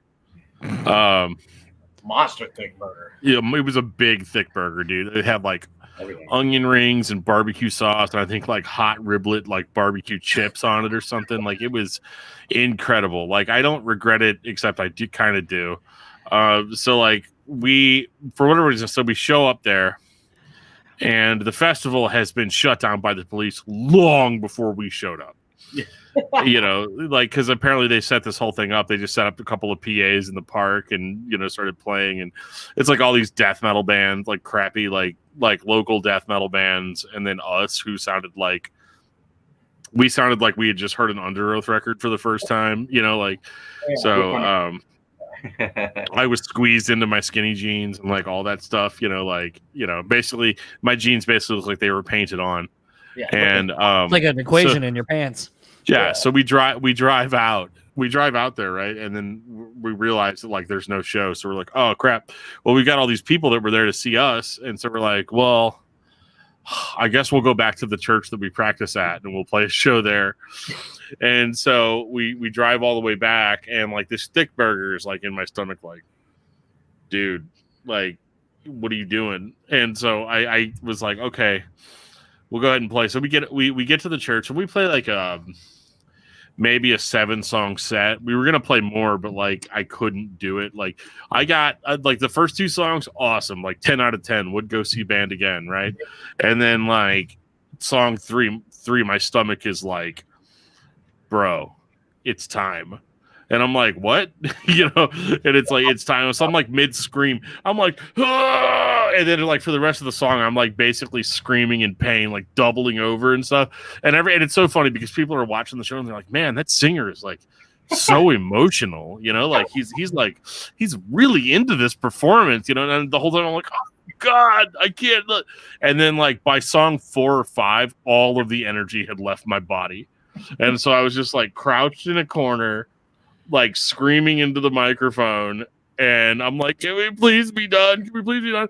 And then the rest of the guys are looking at me like, all right, dude, we got like 4 more of these. Like, are you gonna be okay? And I was like, give me the wireless. And then I just looked at him and I just grabbed the mic and I'm like, this is gonna be our last song today, guys. Thanks so much for thanks for coming out here and doing the damn thing with us, like all that. And I know what you're it was talking bad. about. Yeah, it was bad. Like I ended up getting in the van and just like laying in the back seat, like across the whole thing. And then I think at some point somebody drove me to like a Cracker Barrel and I ate this like tortilla soup and drank like a bunch of water and like felt so much better. But like I feel really, really bad for whoever works at that church and had to go look at the bathroom after I had left. Right. Because there was no mercy. You ever been on stage and like it wasn't you who fucking farted? Oh God, yes. The worst. I don't know what happens when people get on stage and it's like, I'm gonna fucking vomit, dude, all over everything because it smells so bad. I don't think I've ever experienced a stage fart in my life. But my smelling sucks. Yeah, you suck at smelling, bro. You're like the worst smeller I know. I know, like I'll fucking fart and like not smell anything. Like, oh, shit. And then like we're not good though. It's true. It's true. He's like, can you smell that? I'm like, you disgust me. I'm like, you smell it? I can't. We're good. Dude, how often have you played a show that you were like, oh my God, this is terrible. Nobody's ever going to listen to our band. Nobody's ever going to check out anything. And then people come up to you afterwards and they're like, dude, that was so amazing. Like, I played 4 of those. I played 4 of those. Thank you so much for coming to my town and playing this show. No, dude, what was it? We were on tour with Saved by Grace and Glass Casket. And we had one really bad show, I think. Where was it? It was somewhere, dude, and we just know we sucked. And I'm not going to name any names. Remember, like, the bass player of You-Know-Who comes up and be like, you guys did a great job. And we were like, oh, fuck you. Yeah. Right? In my head, we're like, get out of here. Yeah. Get that shit out of here. I was like, this was the worst. It's like, you're such a big liar. Thank you for the support, but you're fucking lying to my face. Like, there's no way. Like, that was unbelievably bad. Get out of here. You guys killed it. Yeah. Oh yeah, I love that. You're like, wait, do you mean like Seen you. killed it as in awesome, or killed it as in like he totally killed my show boner? Yeah. Yeah. Oh my god. Yeah. She's like, Good okay, stuff, man. man. Yeah. Yeah. You know, I've never had to like worry about taking a shit on stage. I usually I'll have like the pre-shows, you know, that I get that done early with. But there's a couple times, man, where I feel like I'm gonna pass out on stage sometime. Especially like, you know, going kind of crazy and I'm not 20 years old anymore. And be like, wow, I just did a lot of moving around. Play your song and try not to fucking pass out right now. Yeah. So I've gotten those, but yeah. Yeah, man, there's some weird bodily stuff that happens. Like I've gone, you know, like those little white floater things that you're just like, oh fuck, it's coming. I'm about to tunnel vision. That's what I'm talking about. And you'll be like trying so hard to keep it together, like deep breaths, just play your instrument. Like, bro. Yeah. Loose shoelaces are the worst too. Yeah, he washes his hands and everything before he plays. It's weird. What? Dude, you can't have a dirty fretboard, man. He ties his shoes like football laces. Why you just do some fast fret before you do that shit? Oh, that's for plebs. He will sound check and he will leave the stage and be like, I gotta wash my hands. I gotta wash my hands. Dude, them strings will get rusty. Yeah. I don't want rusty strings. And then tie his shoe like I'll three tie my times. shoes like 3 times. Yeah. It's just some pre-show rituals I gotta do. And if I do it, I'm gonna play fucking fantastic. So thank me for it. Okay. John, what was your worst show, buddy? Ooh, it's a toss-up. Actually, it was a really good show, but like it was so weird. No, like, that's not what the question was. no, I know. Like, so there was a show. Like, my band was really bad at telling me we had shows because I was just a set. Literally, the only reason I even got in the band was because I noticed that there was a metal song on at a college bar that doesn't play that on the normal college night. They're like, "You like this?" And I was like, "Yeah, that's fine." And then they would. Fine. Well, so let me preface. It's the bar we were at on Thursdays would have Thirsty Thursdays, pitcher you call it. So for $6.75, you get a pitcher of whatever you wanted. So like whiskey, Coke, Long Island's, whatever. So kids get just fucking bombed. And metal music's playing, and I'm like, all right, this is kind of cool. It's not like top 40 shit like I'm used to hearing here. And then these kids are like, yo, blah, blah, blah, blah, blah, and trying to talk to me. And then like I go downstairs because this is a 2-level bar and you can only order certain things downstairs and certain things upstairs. So like if you wanted like a Irish car bomb, you had to go downstairs to get it because of the liquor they had. But the downstairs you had to be really quiet. So it kind of sucked. And so I remember like my eventual singer was like, yeah, I don't want any more of this whiskey co-pitcher. And I was like, you just done with it? You don't want it? You're just going to put it down? You're done? He's like, yeah. I was like, cool. And just started drinking the shit out of it. And they were like, and what would have become my guitar player who legitimately looked like Chris Farley was just like, yo, this kid's in our fucking band. He can drink. And then like I drove them to their house / their practice spot. And at the time, Sacrament had just come out by Lamb of God, and I was playing that. And they're like, yo, this kid loves Lamb of God. And I'm like, doesn't everybody who likes metal? Yeah. It's not like they're an underground band that you've never, ever fucking heard of. Right. And so driving back to their place, they're like, hey, come hang out with us this weekend. We got a show. I was like, all right.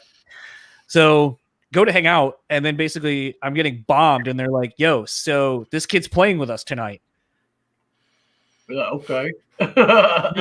Never heard any of their music. Never practiced with them. This is only the second time I'm hanging out with them. They're like, yeah, you're playing with us tonight. And I was like, what the fuck? Yeah. And they just were like, oh, it's easy. It's just open notes. It's, you're playing bass. It's whatever. So then I remember literally getting up on stage and I'm like, okay, like no one will be here. No, fuck that. Like there's a shitload of people at this club. And on top of that, to even add weirder circumstance to it, there's like 5 kids I went to high school with that I hadn't seen in like 5 or 6 years. Oh. And they're like, oh shit, didn't know you were in a band. And I was like, oh, pressure is on. So yeah, I remember they're plugging, like I'm setting up because I'm drunk enough to just be like, let's see how this fucking goes. Right. And I remember the sound guy coming up to me. He's like, so, like, how do you like yourself in the mix? And I was like, be completely honest, dude. I don't know any of this music. I've never heard this band in my fucking life. I'm not even going to turn my bass on. I'm going to turn all this on, but my bass, no volume. So just straight up turn it off. And I'm going to do it. You don't need the bass anyway. I know.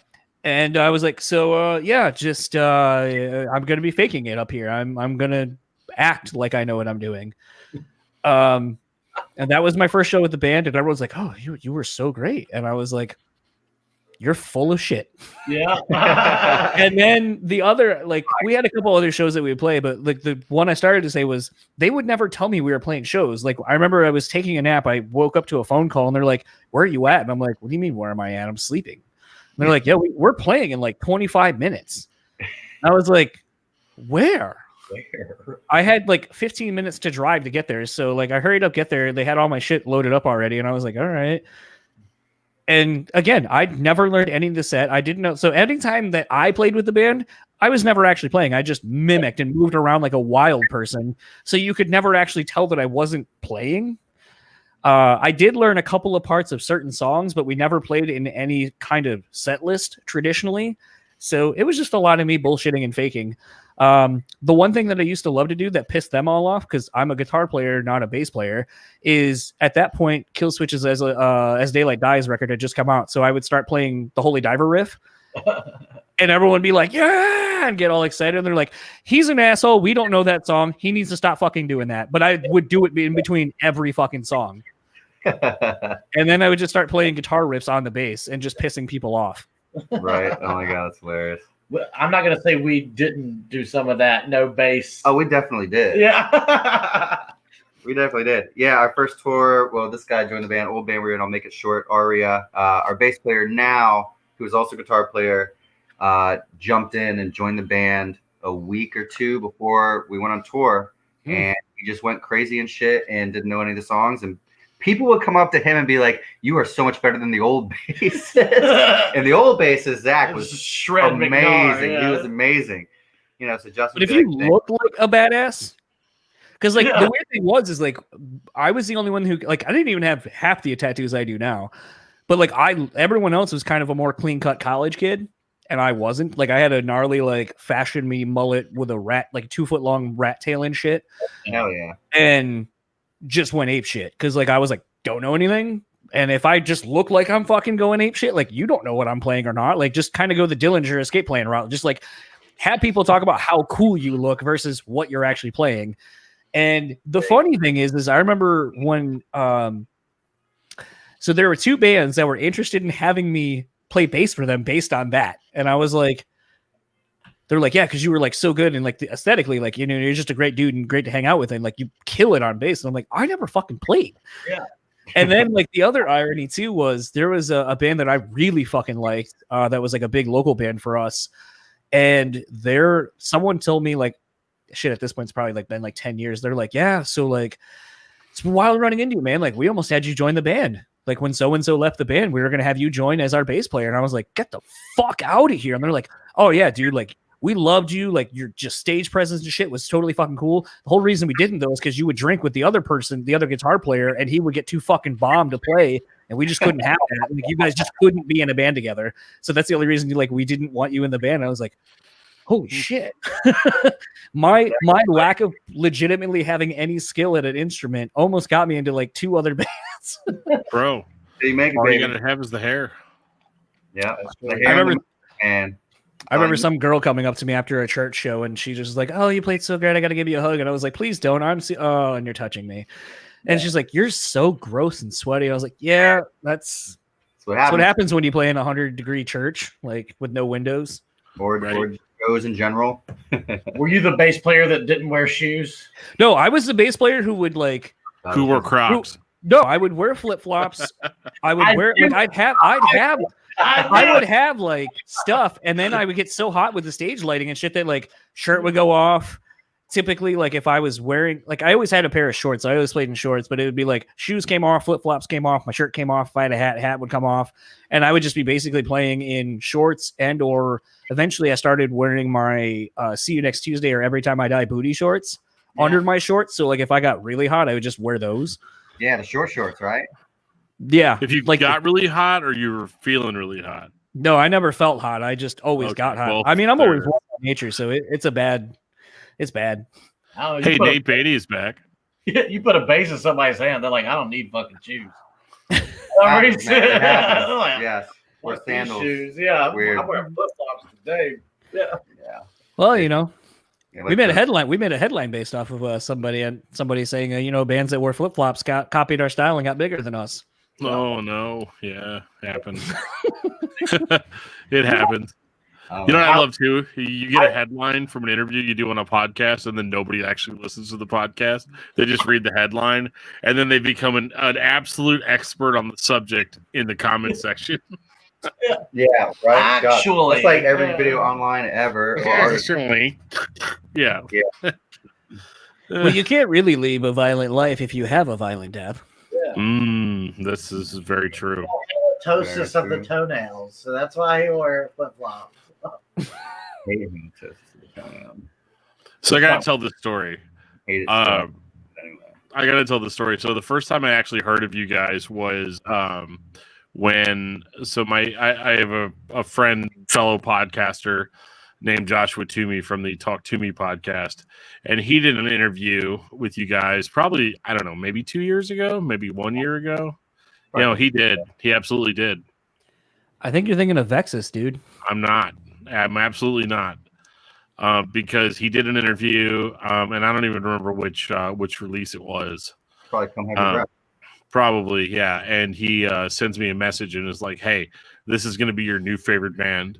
And I was like, "Oh, what? Why?" You know. And so I listened to it because, like, I'm not going to lie. Like, when that dude suggests me stuff to listen to, I'm almost always like, "Ugh," you know, like really into this or whatever. And then I listened and I was by the way. huh? Sounds like cool. I'm John's out. like, I'm done, man. He's just gonna, you know. He Yeah. goes, but yeah, he's like, this is gonna be your new favorite band. And I was like, what are you talking about? You know. So I listened to it, and of course, like I'm like, okay, yeah, I'm down with this. This doesn't sound like anything that like is like it sounds like I'm gonna be like real talk. I was like, this sounds like one of the bands I would have gotten into whenever I was younger. Mhm. You know, like whenever I was like, like just getting into this kind of music, because it doesn't sound like, like the At the Gates bands and like all that stuff. It's like a legitimate mixture of just like hardcore and metal. And then obviously, vocals. I mean, come on. Yeah. You know what I mean? Like it's one of those like, it's funny because I had just been talking to my wife that same night, and I was like, man, I love that. I love the shrieky, growly type of like chainsaw type of vocal, and everybody's like, and everybody kind of did that for a little while after like Zayo's Blood and Fire came out. And then after a while, like nobody did that vocal style anymore. So I was just like, oh my God, like this is exactly the type of like hardcore, like metalcore. I hate using the word metalcore because I know you guys say metallic hardcore, which is probably like probably more accurate now. You know, like as far as like what I consider metalcore is, I'm always thinking of like Converge and like Dead Guy and like stuff like that. It's like the traditional metalcore definition, and then it became something else. Yeah. Yeah. No, Like- definitely something else. And that's what I liked the most about The Color of Bone was just that like it has a heaviness to it that I feel like whatever the modern definition of scene kids are, like they'll listen to it and be like, oh, I don't know, man. I only listen to like trap and like SoundCloud, like trap metal and SoundCloud stuff or whatever. And like when I listened to it, I was just like, oh my God, like this is almost like dudes are making music specifically for dudes like me that have been listening to it for such a long time. And it's like, dude, finally, like I get to actually hear new songs that I've never heard like in this style, and it was super cool. And like that's why I was like super stoked. I was texting John earlier today. I was like, dude, I'm so stoked to do this chat tonight. And then of course my internet like totally shit the bed. And It's like Howard Jones. I had that problem. Oh, by dude, the way, don't even talk to me about Howard Jones. Let's say, by the way, Adam Morgan commented, Lucas Gray Studio. Yeah. Thanks, Dude, Adam. what's he doing tonight? He should be on this chat. Yeah. He needs to come back on the podcast eventually. Yeah. Right. He does. That was my first interview on this podcast was Adam Morgan of Hopesfall because John called me up and was like, dude, I've been friends with Adam Morgan on Twitter for like ever. And I didn't realize that Instagram. He's like, yeah, and I didn't even realize that he was in a band. He's like, I just thought that he was like another like cool vinyl collector like myself. And it's like we became friends like that. And I was like, dude, you know, he's like the drummer in like one of the best bands like ever, right? Like, you know, It's true. God, Did not know. man. yeah, But hey, like how great of a story is that? That basically because of our mutual love of vinyl, you know, was able to get him to come on the show, and then it was like, oh fuck, he's like, yeah, we can talk about the new record we have coming on. I'm like, what record? Yeah. And then Like I was not like, even realizing John, like how big of a deal it was, and I was just like, okay. I was like, John, do you realize how big of a deal this record is? I have it behind me on purple vinyl. Like, come on, man. Like, this was a big deal. But no, like back to my original thing. Like, I really like what you guys are doing. As far as like, because I do think that like whenever I say like, oh yeah, this is music that's like metalcore that I like grew up on or whatever, but it has like definitely become like more than that. And I think that like and you know, I know it may seem like, oh yeah, he just has us on so he's saying a bunch of nice things or whatever, but like if you listen to any of my other podcasts, I'm like hyper critical like on most bands that we talk about. You know, John can attest to that. Like I don't just hand out compliments like, you know, like it's nothing, like, but I absolutely dig what you guys are doing, and I really hope that like once this COVID thing's over, that like we can bring you guys out to like where I'm at, and obviously I'm gonna have to bring Circle back out too, because that's I would say the same thing to them. There's something special about what you guys are doing that I feel like is kind of getting lost in metal and in hardcore, and honestly, I like super miss it. I miss kind of the unpredictability of that type of music and not really always being able to predict.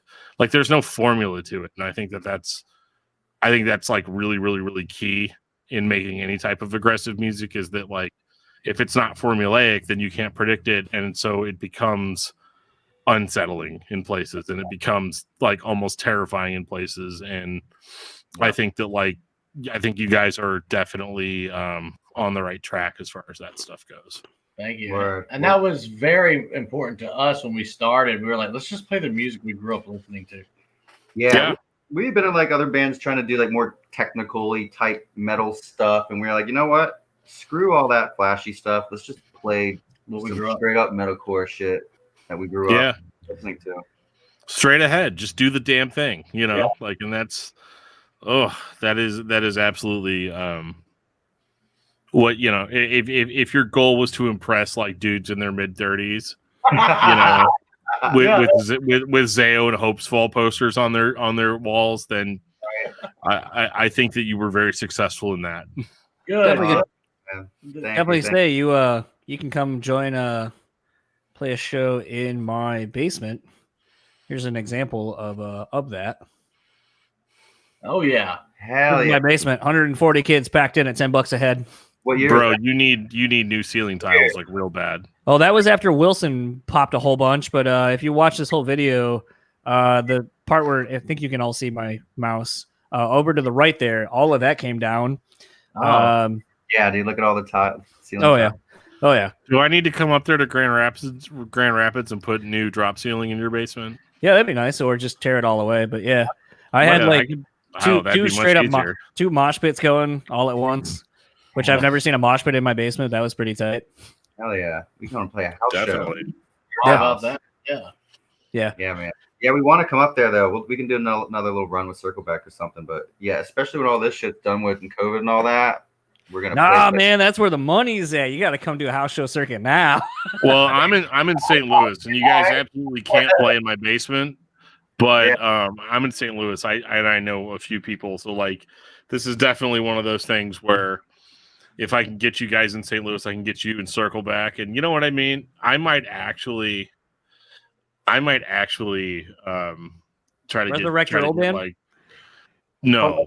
I can't even, dude. I can't even scream anymore. Like that's a whole thing. But no, I'd try to get somebody like Zao or somebody to like headline something like that. Like that would be super cool. I'd have to like mortgage my house to get him to come out and play, but I bet I could talk him into it. Right. That would be awesome. Yeah. You need to play again, man. It's been too long. Totally. I don't got a mortgage. Shit, it's just in my basement.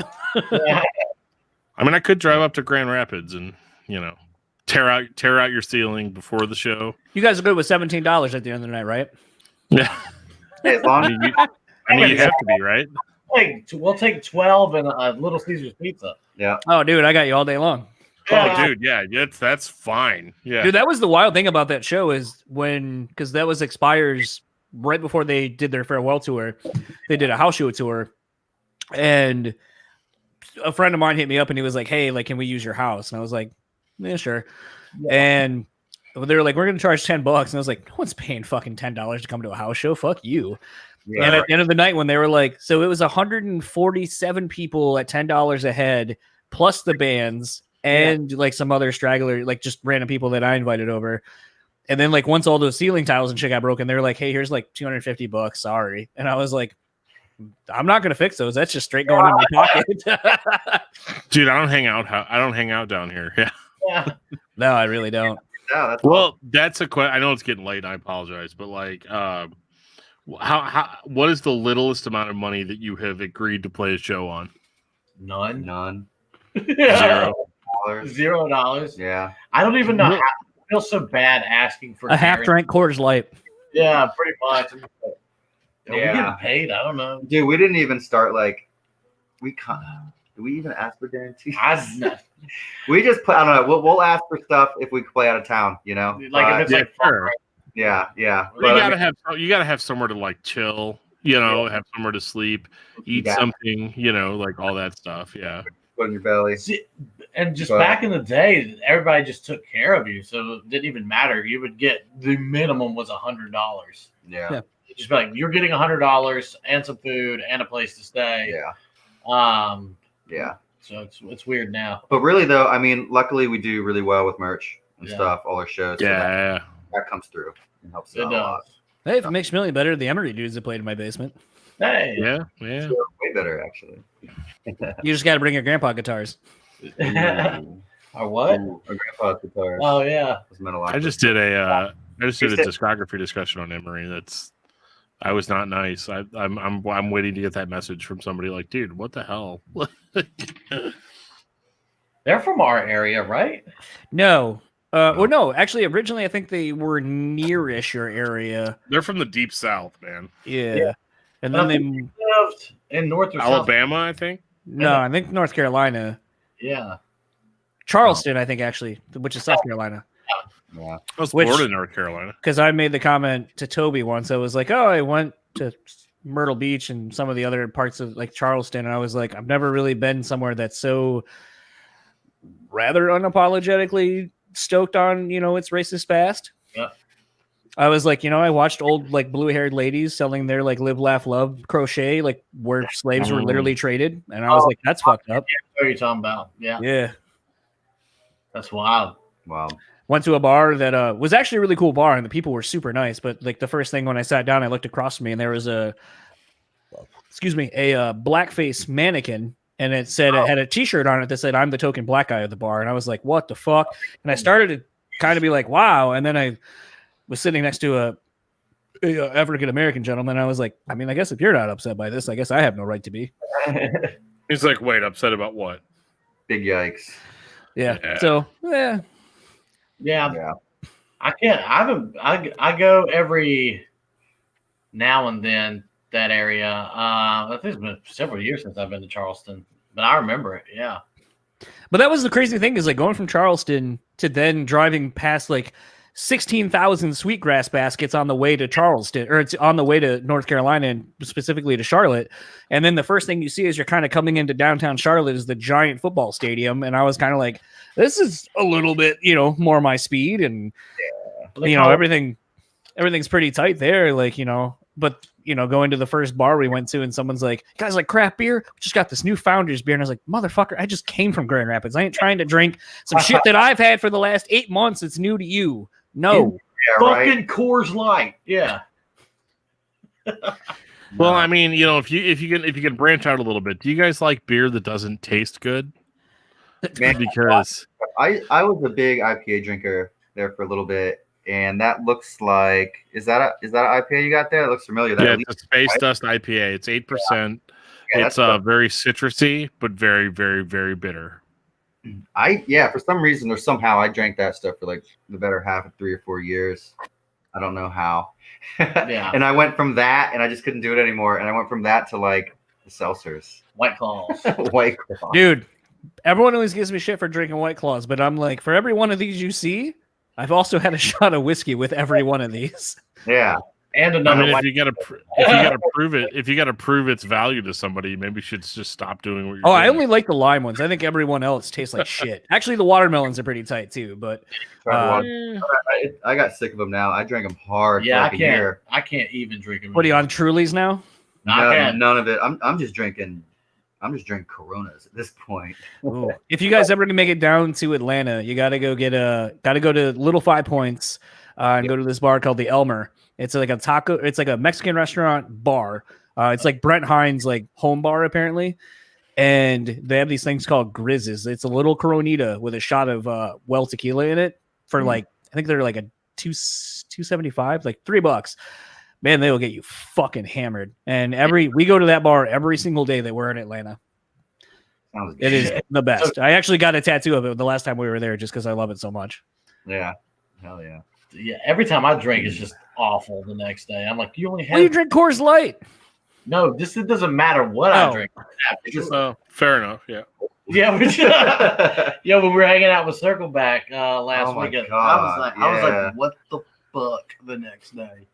Yeah. You guys should have live streamed that. Just you guys drinking. Right? I know. That'd be some great It's content. been so Right embarrassing for you. Well, dude, I know just me like losing my shit all night. Where is my this? Where the fuck is- Where is this? I put it right here, damn it. You That's funny. I would have watched it. Yeah. What's funny is I was actually talking to one of Dan's friends, and we were talking about craft beer. And my wife and I were making the comment the other night while we were Who, Chris? we're out drinking and Yeah. stuff like that. And she's always like, I feel like Dan would just lose his fucking mind if he saw like how much we drink of all different kinds of shit in one night. Like we went to a nice fancy like craft cocktail place, then we went to a dive bar and drank a bunch of bullshit. Then we went to like a brewery and drank some shit. Then we went to another dive bar. Then we went home and drank even more. It would just be like, fuck. And I was like one of my best friends actually came up and he has a kid that's like 2 now. And he's just like, I can have like, he was telling me the other day, he was like, yeah, after I hung out with you that one night, I went and threw up before we went to this other bar. I was like, what? Where? And he goes, well, you guys like went in and I like hung back for a minute. Like I was going to have a cigarette and then just kind of snuck into one of the alleys and threw up real fast. And I was like, what the fuck, dude? And he goes, oh man, I can't hang. I got dad tolerance now. Like I don't drink. It catches up, man. I guess. Real fast. Like my magic number is 6. If I drink any more than that, I'm feeling like trash the entire 6 day. what? Beers. 6 beers? Beer. What 6 kind of beers. beers though? Like IPAs or just Regular ass, like 4.5%, whatever, run of the mill, regular ass beers. Well, I have a confession to make then. This is number 5. Number And we're at 8.2%. Oh, I would. Yeah, those are. I'll drink 1.5 of those and I'm done. I don't even know what mine is. Yeah, I don't even drink beers like No. by myself. Oh, 6.1. Yeah. Yeah, me neither. Yeah, that That was was this guy. Totally. that's a lie. that is a lie. You Yeah. just did that the other night. You called me. Holy shit. I This one was a 9. Oh, it's a 9. Yeah. Are you drinking Imperial IPAs? It was one of the ones Mark sent me. It's a peanut butter ale brewed with lactose, sugar, vanilla, with peanuts, chocolate, and sea salt. Okay, that sounds disgusting. Yeah. Actually, it's pretty good. You What guys is drink it? them sours? I have one I was gonna try. Mark, the guitar player from Nothing More, is big on sours. We do beer trades, and so like he sent me one. Gross. I'm on Untapped just because sometimes I forget what I've drank just because I'll be like, oh, that sounds great, and then I'm like, fuck, that sucked. And I'm like, oh yeah, I remember I bought that before. So it's more of to help me remember what beers I've had and not to buy them again if they suck, especially when you're at the $5 to $6 beer range. Yeah. So he's big on sours and lives in Texas. So like he always sends me a pack with about 2 to 3 sours typically. And there was one where I was like, it's okay. I gave it like a 3 out of 5, or I think it was a 3 out of 4 or whatever. And he was like, damn, only a 3. And I was like, dude, like a year ago when we started all this shit, I wouldn't have even fucking drank a sour. So like, give me props for like expanding my palate enough to get there. I've never But, had, like, yeah. They're Yeah. super. I can't do them. They're super weird. most of them I'm not a fan of. Everything else I can drink though. Yeah. Not like a garbage can for booze. I actually have some shit from Atlanta. Some dude I randomly met when he was up here. I don't even know why he was up here, but I became friends with him because it was when the Braves were, at the time, a game away from the World Series at a bar we were at, and I was wearing my Braves hat, and he was like, "Oh, I'm from Atlanta." Da, da, da. And so we went to hang out to watch the next game. I invited him back to the bar to have pizza and have some beers and watch one of the next games that should have clinched the World Series and didn't. And then, so as he was leaving, he's like, so I got to go back. I got to drive back to Atlanta. I got some moonshine in my car. And I was like, Gabe, he goes, do you have something to put it in? I go, no, I can go to the pizza joint next door, go buy a bottle of water, dump that shit out, and just have you pour me however much you're willing to give me. So then I do that. And then I was like, so what is this? And how much would you drink? And he goes, you look like you can put them down. Maybe like a decent pull and then like done. And that's all you drink for the night. And I was like, all right. So like, it's that good shit. Yeah. I've never drank it. It's still sitting in because I just don't. Moonshine will either just hit you like nothing else ever will. And if you've ever gotten fucked up on moonshine or Everclear or shit like that, like, like when you got that fucked up, you're like, okay, like I need to respect this. I'm just not willing to go that fucking far with my drinking so far. Maybe this weekend. I mean, not with that weekend. attitude. Yeah. So it's still sitting on there, but it's at my dry bar, and people are like, you have all this like nice booze, and then you have this weird green bottle of like whatever the fuck that is that looks like antifreeze. And I was like, that's moonshine straight from the South. So yeah. What is the one everybody drinks here? Apple cinnamon moonshine. I don't know. Yeah. Wait, I'm trying to remember. You guys have no, I think that was South Carolina. That has This is like Applejack cereal. stores. Ooh, that's a good ass cereal. Forgot about that. Say that again. I'm sorry. What? I said, you guys got do you guys have the liquor stores that are split in half? So like beer is on one side and liquor is on the other? There's that only down in like South Carolina. I don't know. It's just straight ABC store. No, we have. You know what I noticed? It's weird when you go up north is you can't buy beer at gas stations or wine. Oh, Dan would never live there then. Oh God, yeah, I'm out. Yeah. You don't. Oh yeah. So that's super weird. Yeah, you go to the gas station here. I mean, we have that shit here. Like you can get beer and wine at the gas station, the grocery stores, but liquor and all that's at like the ABC store. Can you buy liquor anywhere else? Wow. No, besides a bar. Yeah. I mean, yeah, ABC store and the bar. That's it. So. Wow. Try to stay to survive. Days though. Yeah, man. Shit. Do either of you, Dan or any of you guys, have those drive-through liquor stores? We have a couple up here. I've heard about that. There's one up in Overland, which is that bar that I got hit in the face with a beer bottle at. There's one up there, but yeah, not really, not down where I live. I live in Hickville, but like, it's weird because the gas station that's right by my house, I guess the guy that owns it is like a beer snob. So we actually get like really, really, really good stuff there. You only choose to get Elysian. But anywhere else I love Elysian. I know. Try something else. Shut up, you beautiful man with your perfect hair. Like whatever. Like, you know, but yeah, they always have really, really, really good stuff there. But like if you go anywhere else, like the best you're gonna get is like a Natty Light. Dude, like anywhere else in the county, man. Those Natter days are game changers. Yeah, well, we live in like, you know, Trump's country out here in Missouri, so like it's all Natty Light and like mostly Natty Light, Stag, sometimes Coors if you're lucky, but then like there's like usually a note on them that says this is what the Dems drink, you know, like that sort of stuff. So like it gets really intense out here in Hickville, I guess is what I'm trying to say. So stupid. That's hilarious. Yeah. Yeah. It's hilarious and like oh God. Like, this is where I live. Yeah. Hilarious. People are hilarious, This is man. silly. Yeah. This is what the Dems drink. People, man. Yeah. Don't touch it. This is what Sleepy Joe's followers drink. Yeah. Yeah. Blah. Sleep too. I just like I like a lake beer is what I call it, where you can be on the lake and you can just drink a ton of beer. Oh yeah. So actually, like I was talking with his friend Chris today, that's actually been for me the Bell's Lighthearted. So it's a light version of their Two Hearted Ale. It's surprisingly drinkable, and it like tastes good, and you can like just pound them.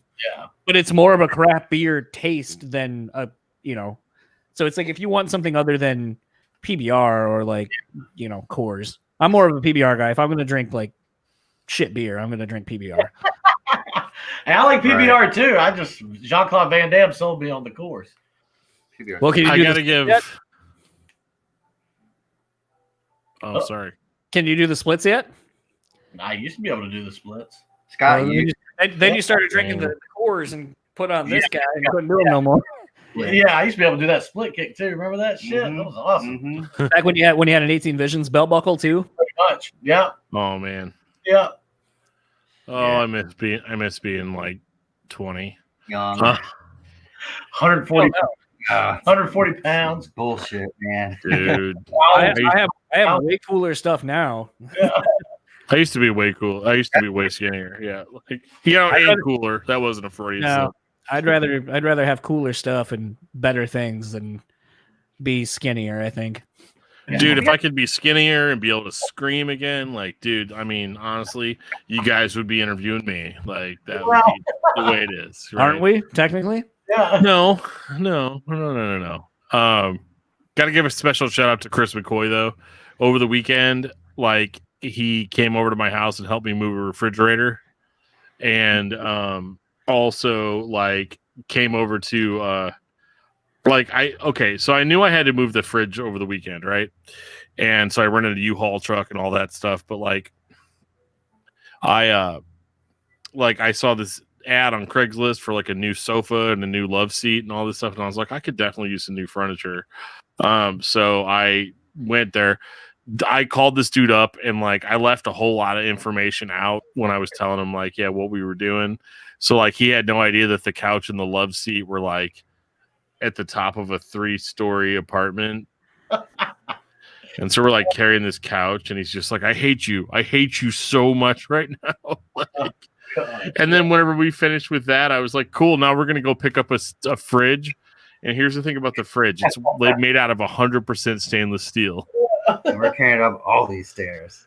Yeah. So me and that, we made it happen. I could still feel it. Yeah. Hilarious. Shout out But to that Chris. dude's awesome. Yeah. Shout out to Chris. Yep. Yep. Oh, man. He's a big fan of you guys. So Awesome. Nice. yeah. But yeah. All right. Sorry, John. I'm just like, throwing him back and asking random questions. So like I feel like that should be the prerequisite whenever we do this and have someone on is we at least need to be like, we just don't tell people that we're like four beers deep. Dude, and we need to prep with that next time, man. Yeah. oh, that was before I even started. Yeah. Oh, I had like 2 margaritas that my wife made because apparently we've been on a huge margarita kick the last like month. Bro. Apparently we turned 36. You're just like mucho margaritas. Yes, please. Is it a Tuesday? So Oh. I will get destroyed off margaritas. Scott will not. Dude. It's like drinking lemonade. Like, what do you do? You don't stop Drink 'em. drinking them. That's the problem. We're like Paul Blart Mall Cop. It's like, dude, what was that? They're like, that was margarita. And you just pass out. Like, yeah. Been Never seen that there. movie. I'm like, I'm pulling a Justin. I've never seen that. Wow. Yeah. Wow. Justin's like, even I've seen that. Yeah. Gentlemen, Two of my guitars back up to E when I was watching that. E is Right. man, he's calling me out. I did. Yeah, I made a joke on Twitch. D is probably like my quote unquote standard. Usually anything I'm playing in is like C or below. Yeah, we've tried Oh. numerous occasions to like tune lower, and I've been like the driving force of it too, believe it or not. And So bad. this guy is like, no, Really? we're back up to D. Yeah. I mean, dude, I don't know if you're gonna, I don't know if it's because our guitars like aren't set up for it a lot, but we would only do like, I don't know, a half step down, a whole step Oh, max. trash. We tried drop C sharp and we tried drop C, and it just like sounded awful. What Yeah, about You what can't about be no- you can't be metalcore if you're not in C. I mean, We That's you why drop, just can't. we that old school metallic hardcore, yeah, baby. drop D daddies. Drop D daddy. I mean, I feel it, but like Korn played in Drop D. Did they? no, Yeah, you are lying. I'm kidding. Nah, I like no. Korn. They were like They were an A, and shit. Korn They were was an A. Yeah, that's right. Yeah, and then they tuned down to B. And you know what's I so tried funny? playing Korn songs in Drop D, and I think that's probably why they didn't sound right. Okay. You know, and that's funny though, man. I feel like I've been partial against low tuning for a long time because the first bands that were to come out that played real low like that were like Korn and those new metal bands. And I was Yeah, like, Cold Chamber. Yeah, like nope. So, you know, and it was weird, especially when the hardcore scene and all that, they started bringing in the 7 strings. And Yeah, teamed but up. just think about like I what was like, what's going on here? just think about what Stefan from the Deftones has been doing with those 7 and Dude, 8s. I know that new record is fantastic too, by the way. do you guys think so? Really? It's okay. better than Gore. It's Shut my up! favorite- I liked Gore. Yeah. Like just I don't know. Like for me, when I listened to it, I just kind of felt like, man, I feel like the old Deftones is more or less gone. But then at the same time, the first time I listened to that record, I listened to it with one earbud in while I was at work. And at the end of it, I was like, I am thoroughly underwhelmed. And then I came on like a podcast and said that, and then everybody's like, you're the Antichrist. I can't believe you would say that. Wait, you And said that was Gore you said or the new one? the new one, I said no. Okay, so here's the ultimate blasphemy. I said that Gore was good, and I said Ohms was okay, I guess. You know, like Pretty bad. I know that song "Change" by them. That's about the only. Get out of here, Scott. is that band that released that one song that was on that vampire movie? Yeah, that's the Yeah. only one I know, man. Yeah. Yeah. No, but I love the new record, man. I've been like listening to it nonstop for like the last few weeks. Yeah. So. I need to jump in again because I have a buddy named Lauren who runs his podcast is just new metal. Like he only talks about new metal on the podcast. And he was like, dude, I don't know if we can be friends if you don't like this new Deftones record. And I was all like, And then you should be like, well, you didn't put the first Korn record into the new metal canon, so fuck yourself. I know, right? Yeah, they did not. That's ridiculous. The first Korn record it didn't age well. But anyway, it's great. Yeah. Don't know where I was going with that, but here we are. We're live. It's real talk. You guys listen to Chicago? Real ass talk. Dude, fuck Peter Cetera. He ruined that band. Chicago rocks, man. Yeah. Goddamn Jim. No, Peter Cetera ruined that band. Cool. So you just Peter Cetera ruined Chicago. They were a cool band and a great band. And then Peter Cetera came in and he just made them like fucking tampon rock. Chicago What kicks side ass. is- I don't know anything about Chicago. I know nothing about Chicago. Yeah. I'm like, that's a city, not a band. Like, come on. Them in Hey. Boston. Boston. Oh. Dude, Boston has the best. I was actually talking with Rhett Beach from Winger, and I was like, From Winger. yeah, and I was like, yo, because he was like, oh, we were really inspired by Boston because Boston just has great songs, and I was like, then you had to have put one decent pick scrape on this new record then that he's working on. He was like, well, you know how they achieved like that sound of like they're just great pick scrapes, and I was like, no. And he was like, oh, you gotta like pick. And That's how they he did created he created some like effect, and yeah, there's just like a whole thing. It's not just straight up like a pick scrape, like there's a whole process to it. But yeah, Boston's got like some of the sickest pick scrapes I've ever heard. you know what? I've never even thought to listen for that, but I will now. I mean, love Boston anyway. even on top of that, like on The overnight Boston. more fan. than a feeling. That's like one of the most longest sustained notes I've ever heard. Like that, like single note that they play before they go as they're like launching into the chorus. Wait, and which song? More than a feeling. Oh, Like that one single note just holds and rings for so fucking long, forever. Yeah. Dude, I love classic rock. Me too, man. Me too. Huey Lewis and the News. Huey Lewis, Oh, baby. Dude, great. yeah. Dude, I'm a huge like Rod Stewart's my shit. Okay. I love Rod Stewart. Wow. I like Big. I like classic metalcore. Big crowd. Dude, like old like Faces Rod Stewart got some fucking riffs. Yeah. Wrist for days, baby. Yeah, I had a big yacht rock phase over the summer. What are your thoughts on Duran Duran? Duran?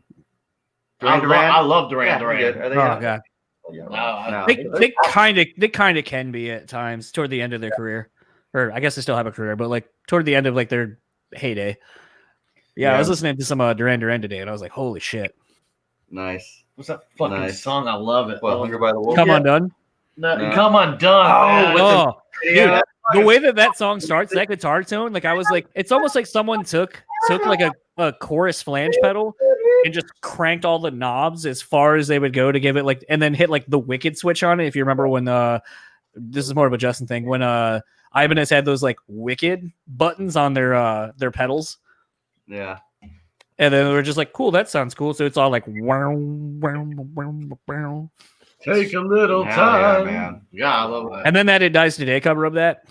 I didn't even know they did one. Wait, who what? It Dies Today did a cover of Come Undone. Didn't know that. Yeah. Check Solid. They did a metalcore version of it. Yeah. Damn. Did not know. Oh, yeah. But yeah, the cover we're doing is the classic cover. And we'll just leave it at that.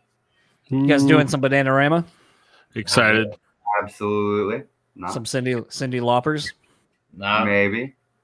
That's what I call my shears for outdoors, my Cindy Loppers. Wow. Yeah. That's cool. I like that. That's so cool. I mean, I can't even. I'm speechless right now. Tell us some more about it. What was that?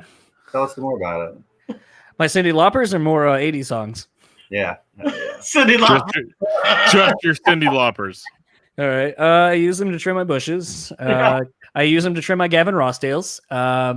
Gavin Rossdale. Hey, man, I'm not going to come back down from this cloud. Yeah, you know. Yeah. Actually, that new Bush record's pretty good. What? If anyone's checked it out. Yeah. They got a new Are you record. serious right now? Oh, I'm dead serious. It's pretty good.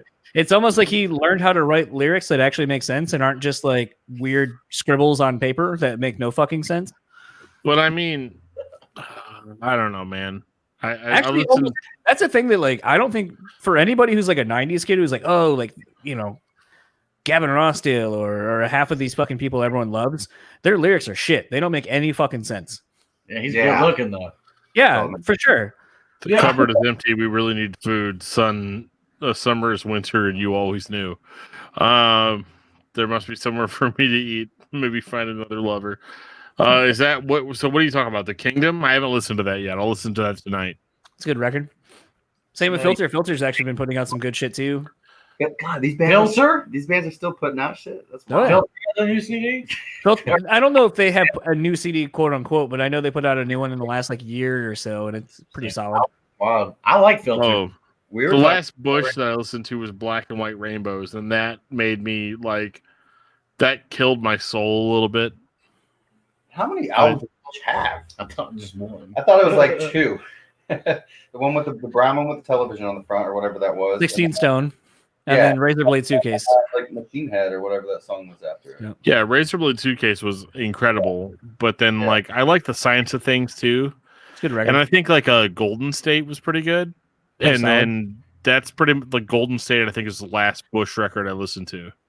What year was that? I think that last one came out that he's talking about. I think came out in like 2004 or 5. I think I was just out of high school, I think, when it came out. And I was super stoked because I was like, oh yeah, new Bush, it's gonna be awesome. And then I was like, I'm gonna go listen to like Zayo Friday Chaos or something. You know? Yeah, man. That Bush was not an option in our late high school years. No offense, but no, we were too busy skanking to the beat. Yeah, bro, I had some relationships in high school, and so like when they had that song on Golden State that was like so pretty and white, so pretty when you're faithful, you know, like oh yeah, that hit me in the soul. That hit me in the soul. Collective Soul?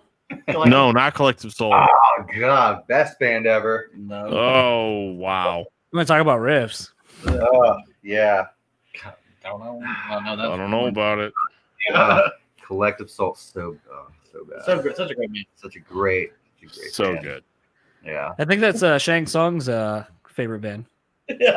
Shane Songs, I think. That was his favorite band, Your actually. sword is mighty. Yeah.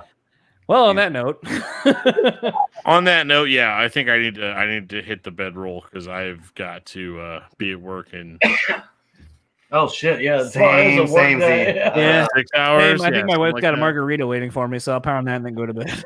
Okay, yeah, John living the party life, guys. Thank you so much. This was fun. Absolutely. I love just chilling instead of me being like, what are your guys' influences and what was it like recording at such and such studio, and do you feel like releasing singles versus EPs is like a good route to Hey, go? don't give away our formula. Shut up, John. Yeah, It wasn't too bad. It wasn't too painful. No, it's but it's great. It's nice to have just a regular ass conversation and not to totally. answer the same old questions all over and over and over again. So yeah, it was awesome. Totally. Let's do it again soon. Well, I can't wait for Scott to should. not remember any of this, and it'll be like a whole new conversation in like 2 years. Yeah, Well, dude, I have like 5 other podcasts, so like we can always jump on one of those. Saturday. We can right? make it happen. I just did the same thing. Yeah, we did. Yeah. Same thing. Yeah, There Oh, you dude, go. if you want to have a blackout podcast, we can do that. we will do it. We will catch you on whatever Friday night you name it. It's got to be a Let's Friday. do it. Gotta be a Friday. All right, we should just plan that for maybe like a month out or so. Maybe plan that for what? A month out. A month out. All right. Blackout Friday. Yeah, We'll do a Let's do blackout it. Friday. Let's do it. do it. That'd be Maybe awesome. I actually figured out a way that we can stream movies indirectly. Okay. So maybe we play like a RoboCop or a Van Damme movie or some bullshit. Oh, Just RoboCop. come up with some kind of a drinking game to it. It'll all be brand new for this guy. That'd be awesome. I know. Can't wait. That's amazing. So we'll get like genuine reactions to watching a dude have all of his body parts blown off. So awesome. Oh yeah, I'm about to go home and watch RoboCop too. For sure. RoboCop is the best. Also, yeah, let's do it again. I'm all down for blackout cast. For All sure. We should do it on Black. Or no, that's like next week. I was like, oh, we should do it That's on like Black next week, Friday. dude. Come on, Yeah. that's not a month from now. That's not enough time. I mean, it can be if you drink enough. I mean, no, it's not, because like if we do another podcast next week, then we're gonna have the same conversation. It's gonna be like super lame. At least I will. Or the best. or we'll all just have a really good time, and that's all. I'll tell you what. We just throw on Step Brothers, and you just start drinking. I'm sure It becomes so interesting. It becomes a podcast all on its own. Yeah. Brilliant. Perfect. We can take a shit. Absolutely. Yeah. Yeah. We can take a shit. We can take a shit. Seriously though, the Collarbone kick-ass release, guys. Thank you, dude. Love it. What's the store again, so everyone knows where to go to pick up some merch, Windbreaker or whatever? I need a windbreaker. violentdeath.bigcartel.com. Boom, there it is. Sweet. There it is. Check